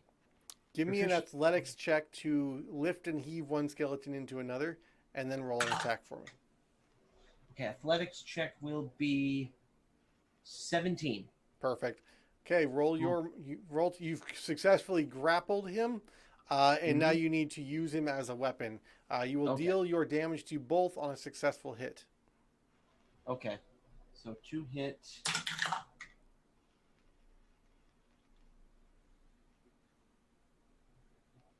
$14. 14 just barely hits as you clobber one of them. His knee slams into the skull, and the other one's elbow, as it comes up like this, launches into the right in the middle of the solar plexus of the other skeleton, dealing how much damage to each one of them? 6 points of bludgeoning damage. 6 points of bludgeoning damage. We're going to call them, which I don't remember which ones were on you. We're going to call them 8 and 9. Okay. So then that's one attack. Or is that actually, would you call that an action? Yes. Okay, so that's action. Can't.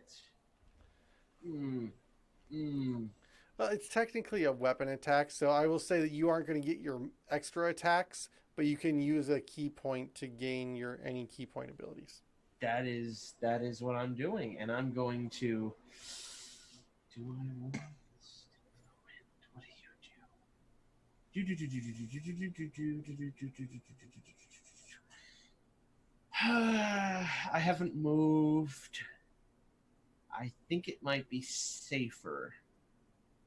I'm going to use a key point to use Step of the Wind, so I disengage, and I'm moving 40 feet back. Okay. So that's full speed. Yeah. It takes you out of combat range for the rest of the skeletons. So, I mean, hey, Sari and Bosun, don't worry. The monk, super high AC, just dodged you guys and left you in the middle of the fray. But, I mean, that's exactly what I want. These things happen. I love it. Rothko, that is amazing. You successfully... Sorry, lads. I mean, he is a bit of a pincushion right now, so I know. I mean, Tief's not blaming him for hightailing it. After Well, okay, it's less smashing- running more. Ow, ow, ow, ow, ow, ow. After smashing one skeleton into another, you just mysteriously, in a gust of wind, slam backwards, leaving a trail of blood in your wake as the sand sort of parts and skitters out of your way like the front end of a boat. And you are 40 feet back away from the rest of the skeletons. All right, next is going to be Sari. Well, of course, I'm gonna find the near skeleton that hit me. Probably the first You're a little one. crackly, Robert. Sorry. Oh, Yeah. still? Might be clipping a little. Is it still going? Yep. No, it's like static. Yeah. Ooh. Crackly. Oh, I thought that was on my end. Oh my god. Connection don't. I know Robert's got a sweet setup, so he doesn't want to be sounding crackly. Mm-hmm. Also, it was hard to hear him. Otherwise, I wouldn't say anything. I'm sorry.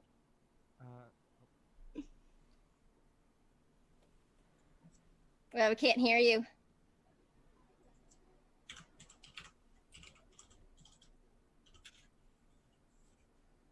Still nothing. When he does come back, everybody just keep telling him we can't hear him. No, I hate when people do that. I won't do that to you, Robert. Wait, Oh, there you are. There you go. I realized what the problem. Am I better? So you adjusted the gain right I there. think so. Yeah. Hold on. How's that? I think that's better, yeah. Okay. So, as I was trying to say, I'm gonna hit the one that hit me first. You have 3 on you. Yeah, the one that hit me first. So whatever one that was. I think it was the one that I shot, actually. Yep. Daylight Yes. skull. Daylight skull. Skylight skull. Sky skull. It's like a You know daylight what? basement out the back of his skull. You know what? Not that one. That's I'm not gonna steal a kill from my good friend. So I'm gonna leave that for her. I'm gonna attack the other one recklessly. Definitely hits. That one wouldn't, but that's fine. So that is a 26 to hit again, Oh, yeah. and that is 15 points of slashing damage. Yeah, that one immediately, that was actually on one that had not been attacked. You completely just knock the vertebrae straight across the sands with this one. The ribs actually fall in place. It's kind of like pulling the tablecloth out from under the fine china. You just cleared out everything that was holding it all together, and it just falls to the pieces right in front of you. Masterfully done. And as I swing through him, I'm gonna twirl my axe a little bit and then bring it back around to the next one. Oh, 26 again. Oh, whoa. Got him. Yeah. And that is 18 points of slashing damage. Yeah.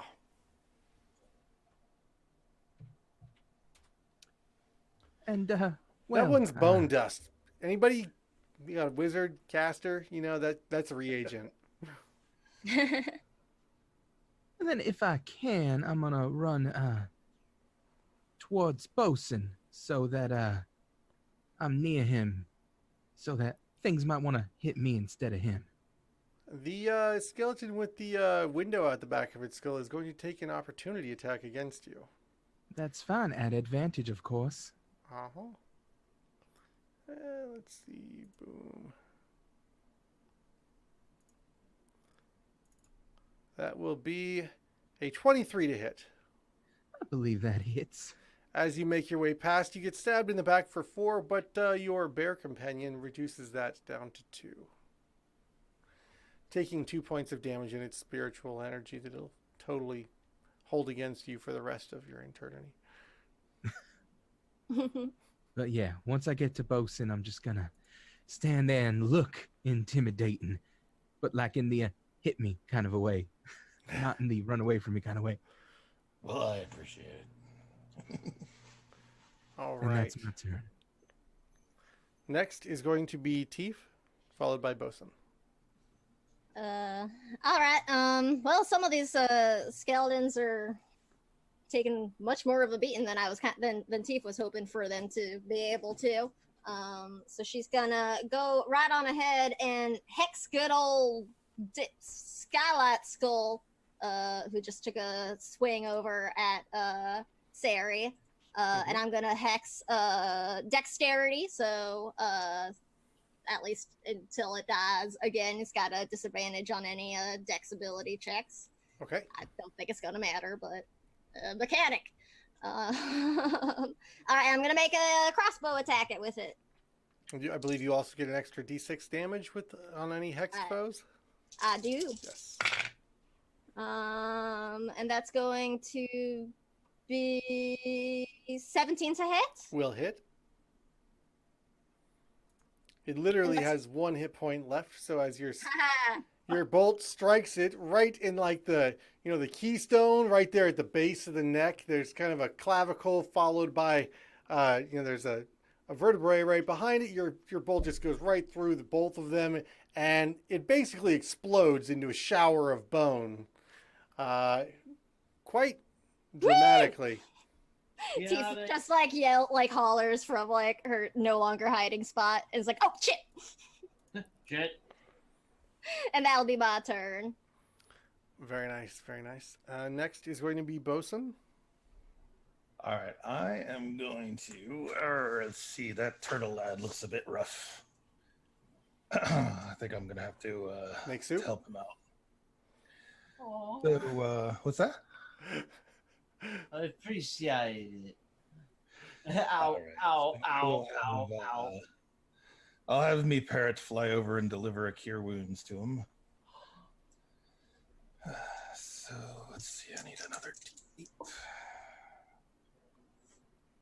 Not bad. 19 points of healing. That'll do. Wow. This is That the basic- friendliest bird you've ever had land on your shoulder. Yeah. It also didn't poop on you. Yeah. Wow. You healed me so well, it crashed D&D Beyond for me. Bruh. Feels There we so go. good. It's so good. Yeah, with third level cure wounds, feels pretty good after a bit of fighting. Yeah, after being a turtle kebab. Let's see, is there anything I can do with me bonus action? Actually, I can do as a bonus action. I can do I can throw a dice of light onto Sari, just in case. So that'll just be 3 points, but every little bit helps. I mean, that's half of what I lost back, so I'm happy about it. After 3 hits, only 6 hit points down. It seemed like more at Barbarian. the time. Excellent. Okay, and that is going to bring us back to the skeletons, so I will bring us to the top of the round. All right. The first skeleton of the remaining is going to be one of the 2 that is on Bosun. Is going to make a melee attack. And in that one, which is actually, as it slashes towards you, it's salt-encrusted Kopesh goes sailing off into the dunes. It looks at you angrily, and and starts to rage scream in your face, which is, completely ineffective. You can't hear anything it's saying. It doesn't have vocal cords. I like poke him in the eye. It's like, all right. Skeleton number 5, also a nameless non-survivor of a recent pirate incursion, lashes out wildly at Sari, who's going to charge up towards Sari, who has come towards Bosun, and it's going to... You attacked recklessly again. Force. It's going to attack... Oh, hello, dear. With a 13 to hit, which will not do the trick. The All right. next one that was attacking you, you killed the 2 that were on you, correct? Yes, you killed 2 that were on you. So that was the 3rd one that was on you. The one that shot at Bosun ranged last time is going to now make an attack as well. It's going to be ranged. That will be a 14 to hit Bosun with an arrow. I've got a 15. Does not hit as it glances off your pauldron and buries itself in the sand. You note that the arrow is pretty new. Oh. Interesting. Skeleton number 7 is going to be one of the ones that is melee on Bosun. Is going to attack. Yeah, well, they're all on me. With a 1, and is of course going to drop its falchion. It's going to bury itself in the sand some 15 feet away to the southwest. I work for a higher power. The next one is attacking Rothko, of the 2 that you slammed into one another. This is the one you grappled. It is going to attempt to attack you, attacking from disadvantage. Or, I believe grappled creature speed 0, condition end to the grappler is incapacitated. Remember, I did Step of the Wind 40 feet away. Yes, you did. So you let go of the grapple. I see. I did. It is going to shamble 30 feet towards you. No, it is not. It is going to pull out a bow and it is going to shoot your ass. Of course. Go for it. Come on. That is a 23 to hit. I'm gonna use Snatch missile. deflect missile. Deflect missile. Oh, it's not high enough level yet. So what's gonna be? I'm gonna roll to see how much damage it reduces it by. I should reduce it by 17 points. I want one of those. You take negative 13 points of damage. Fuck you. It's mine now. You can have it. All right. And then the other one shoots me and it works. And it's The other one's about to shoot you too. He's like, yeah, that was a good idea. I wonder if I could do it. And he launches, and its bow is just too desiccated by the sands and snaps in its hand. Man.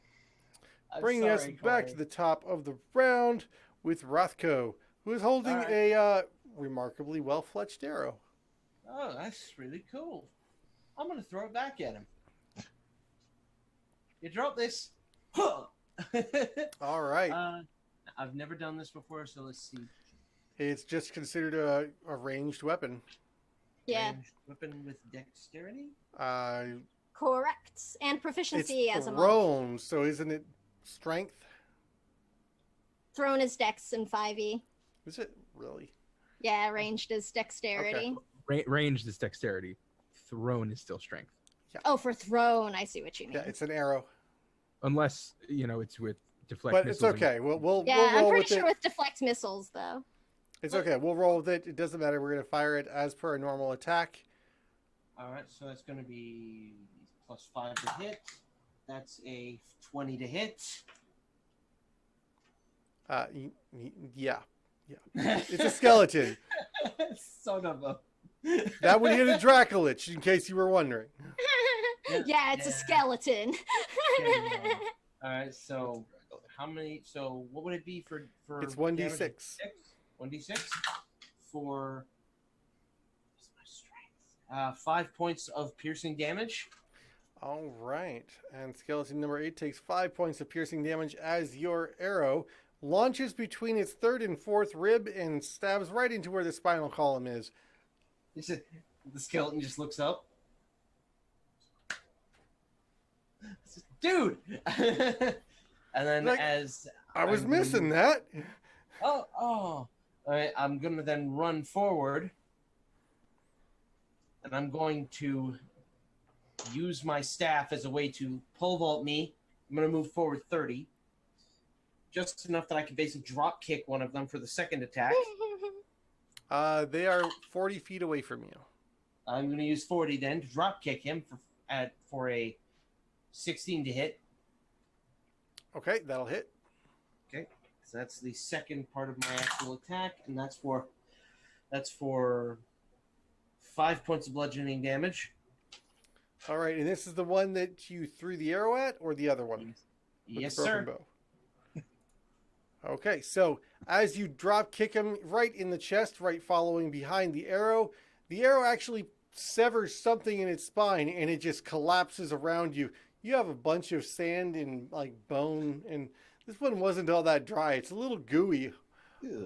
All over you. It's all over. All right, bonus action because of the unarmed strike. I'm gonna then come around and just elbow the other one straight in its teeth.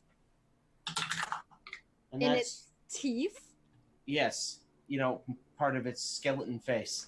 No, So in just its come- teeth. No, teeth. I'm going to elbow the goblin. No. For a 16 on the die. That'll hit. All right, and I believe that is again 1 normal damage for 8 points of bludgeoning damage. Yeah, so you just elbow this thing right square in the jaw. Its jaw comes apart in 5 pieces along with the skull behind it and its spinal column behind that, and it just falls to the ground. That's what I thought. Yeah. Woo! That's my turn. I can't move. So he's just kind of standing in the middle of a bunch of sand and bones, just like, this is nice. I like this. I have ammunition. All right, there are 4 skeletons remaining, and they will act accordingly, being sufficiently undeady. So the skeleton number 3 is going to be one of the ones melee on Bosun, is going to, let me advance that, is going to make an attack. Isn't it? Don't we go first? Yeah. I was. I'm was so talking sorry. around. You are correct. I saw one person in the tracker. My bad. You go first. Well, I would like to slash the ones that hit Bosun, because it's not very nice for them. Either he's slashing. Stabbing, I'm sorry. They started it. Please You roll want to your swap attack. slash. You are in melee range of two of the attackers, two of the skeletons. Of course, and I will attack them recklessly. Like Is there you do. any other way? No, there is not. Same roll. 21 to hit, Yep.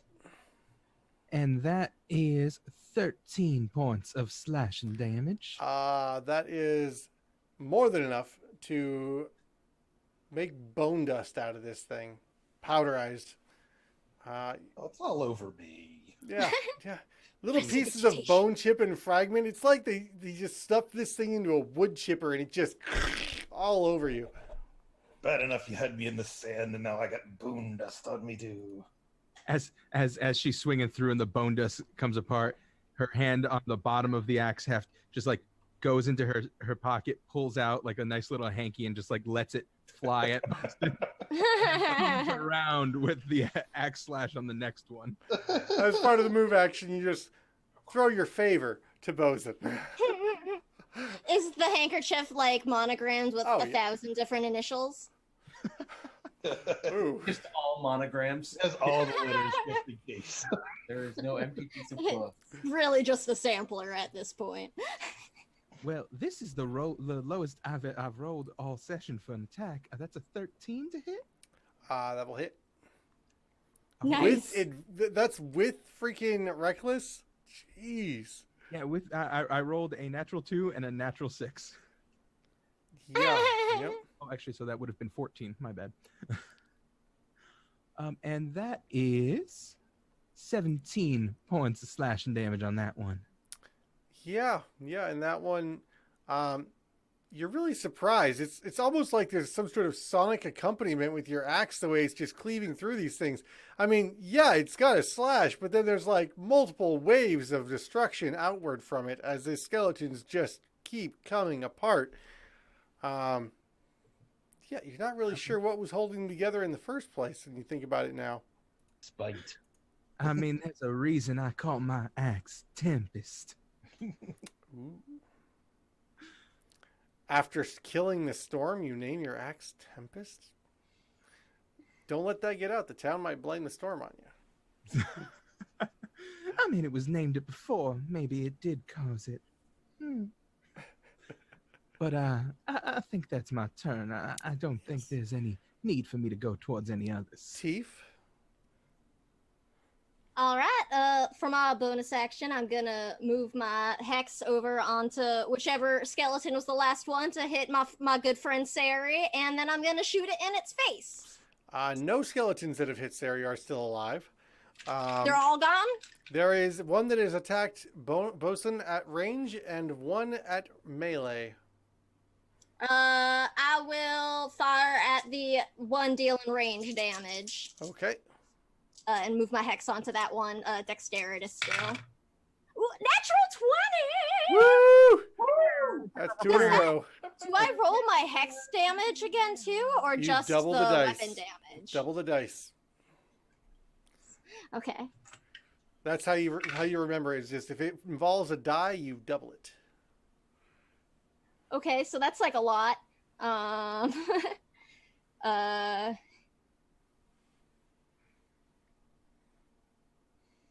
You can stop counting at 13. They have 13 hit points. Yeah, okay, it was like 20 something.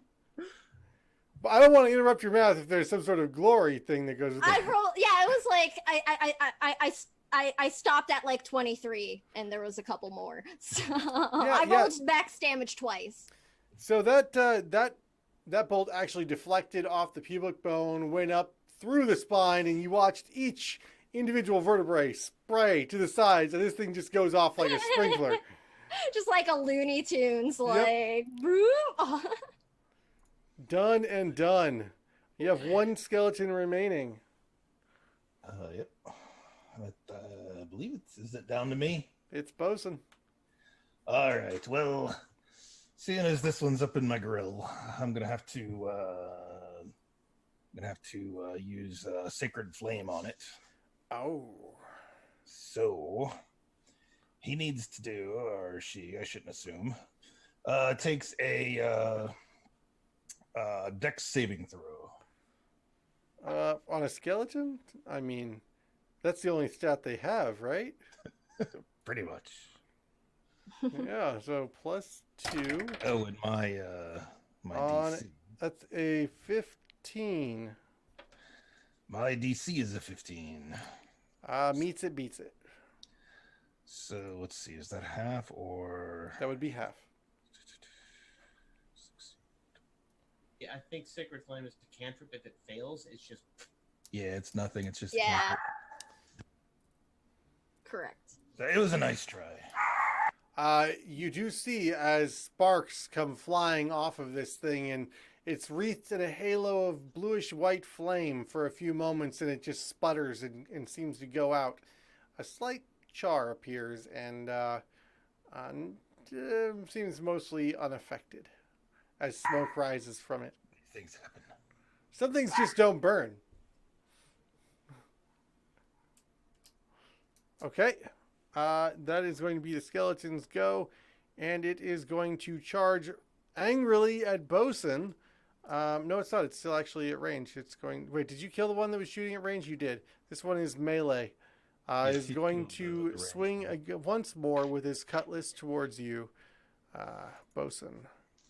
And that is a 12 to hit, which will not hit. Will bring us back to the top of the round with Rothko. All right.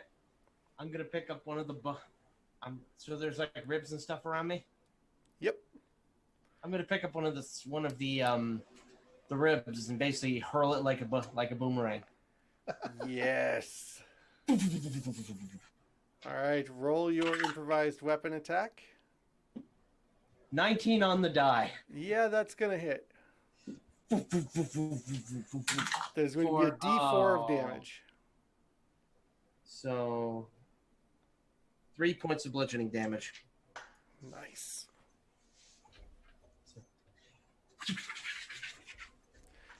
The rib strikes heavily right into the left temple of this skeleton and knocks its head off to the side somewhat, and it reels and looks back to you, and this rib, oddly enough, ricochets and comes swinging back and lands at your feet. You attacked like a boomerang, I mean. I got 2 attacks, I might as well. I was just like, all right, let's see if it works. That's a natural 20. Ah, there we go. I'm just going to say, because it's a nat 20 and it's the last creature and it's already been attacked, how do you want to do this? Let's make this thing happen. So it's just like, okay, so if I throw it this hard, perhaps if I go to throw and my foot goes into goes down in the sand and it kind of trips, whoa, and he basically throws it accidentally, and it kind of goes in like this weird catacorner kind of spin and cuts right through hits right at the spine, and it's like in the anime where it's that weird like shinging noise, and it just see the skull or you just see the body just. And the legs go walking off in one direction as the torso hits the ground. Yeah, it's just like the legs just. And then the boomerang does whatever the boomerang does. Skittering off into the sea, it skips 7 times before submerging below the waves. Okay, so I think I threw that too hard. That was a bit of a hard throw. I'm going to keep some of these. These are helpful. Looks to me like you threw it just hard enough, my friend. I just pick up as many rib bones as I can, and I'm going to just keep those. And that is where we are going to end today's session, with you getting through the sands. Thank you so much, everyone, for watching. I'm going to do a quick go around here. Let's introduce our amazing cast here. Thank you guys so much for watching, and thank you so much for playing today here on Variant Roles. Let's start with Bosun. Thank you for joining us today. Yes, Of course. sir. Thank you for inviting me. The best place to find me online is on Twitter at that Phil Bowen, and I talk about things And stuff. and stuff. Things and stuff, yeah. The birds in my backyard that attack each other, and that's about that's me. Admiral Salty out there. I wish. All right. Sari. As before, I am Robert Allen, voice actor. You can find me at Voices of Robert on Twitter. Here on Twitch, I am Viper718, old name. You can also find me actually this Friday at around noon, is from what we're hearing, playing on Voice Action Roleplay. Just a friend of mine is running a small arena game in like Tartarus and stuff like that, and I'm going to be playing a ranger, a melee ranger there. So That's really awesome. fun. Tartarus, you say? I might have to tune in for that. That's cool. Teef, tell us about Samwise quickly. We're on the clock. There. Hi, I am Sam. You can find me at Samwise_GameG on Twitch and Twitter. I'm a disability and accessibility advocate, and I play lots of games on other streams and channels. Follow me to find out things. Yeah, thumbs up. Definitely follow. Sam's always got some amazing tweets. Thank you. And Rothko. Well, I'm Brent Johnston. I'm go by Malwave on Twitter. I'm mostly just a guy who's trying to get some good stream games in, voice actor, amateur voice actor, critter, that sort of thing. As I said, you can find me at Malwave on Twitter and Malburb in the Twitch chat. So, All right. Yeah. Excellent game. We will be back next Monday from 5 to 8 p.m. Eastern Daylight Time. And for 2 more sessions, in fact, we've got some more Ghosts of Saltmarsh coming your way here on Variant Roles. Thank you so much for tuning in. I am Dungeon Master Corey, and I hope to see you in a future game. Please check me out on Twitter or here on Twitch. I'm at DM Corey, and you can find me pretty much anywhere. Check out my website. It is dreadvector.com, where we produce content for tabletop RPGs and Dungeon Masters Guild, as well as Drive-Through RPG. So we'd love to see you there, and hit up my Patreon if you are so inclined. We would love to see some more people in our content. I've actually got some games coming up that I might or might not stream. I've got some Kobold Press test material into my hands that I need new subjects. And with that, I'm going to be out. So thank you guys so much for watching. We're going to turn it over. We got another stream coming up right after us. It is in Ravnica. And as I understand it, it is their final episode. And yes, please, I am a huge Ravnica streamer and a huge Ravnica lover. Please, yes, all of the guilds. All right. Have fun, everyone. Bye, Goodbye. everyone. Good Bye, night. thank you. Play safe.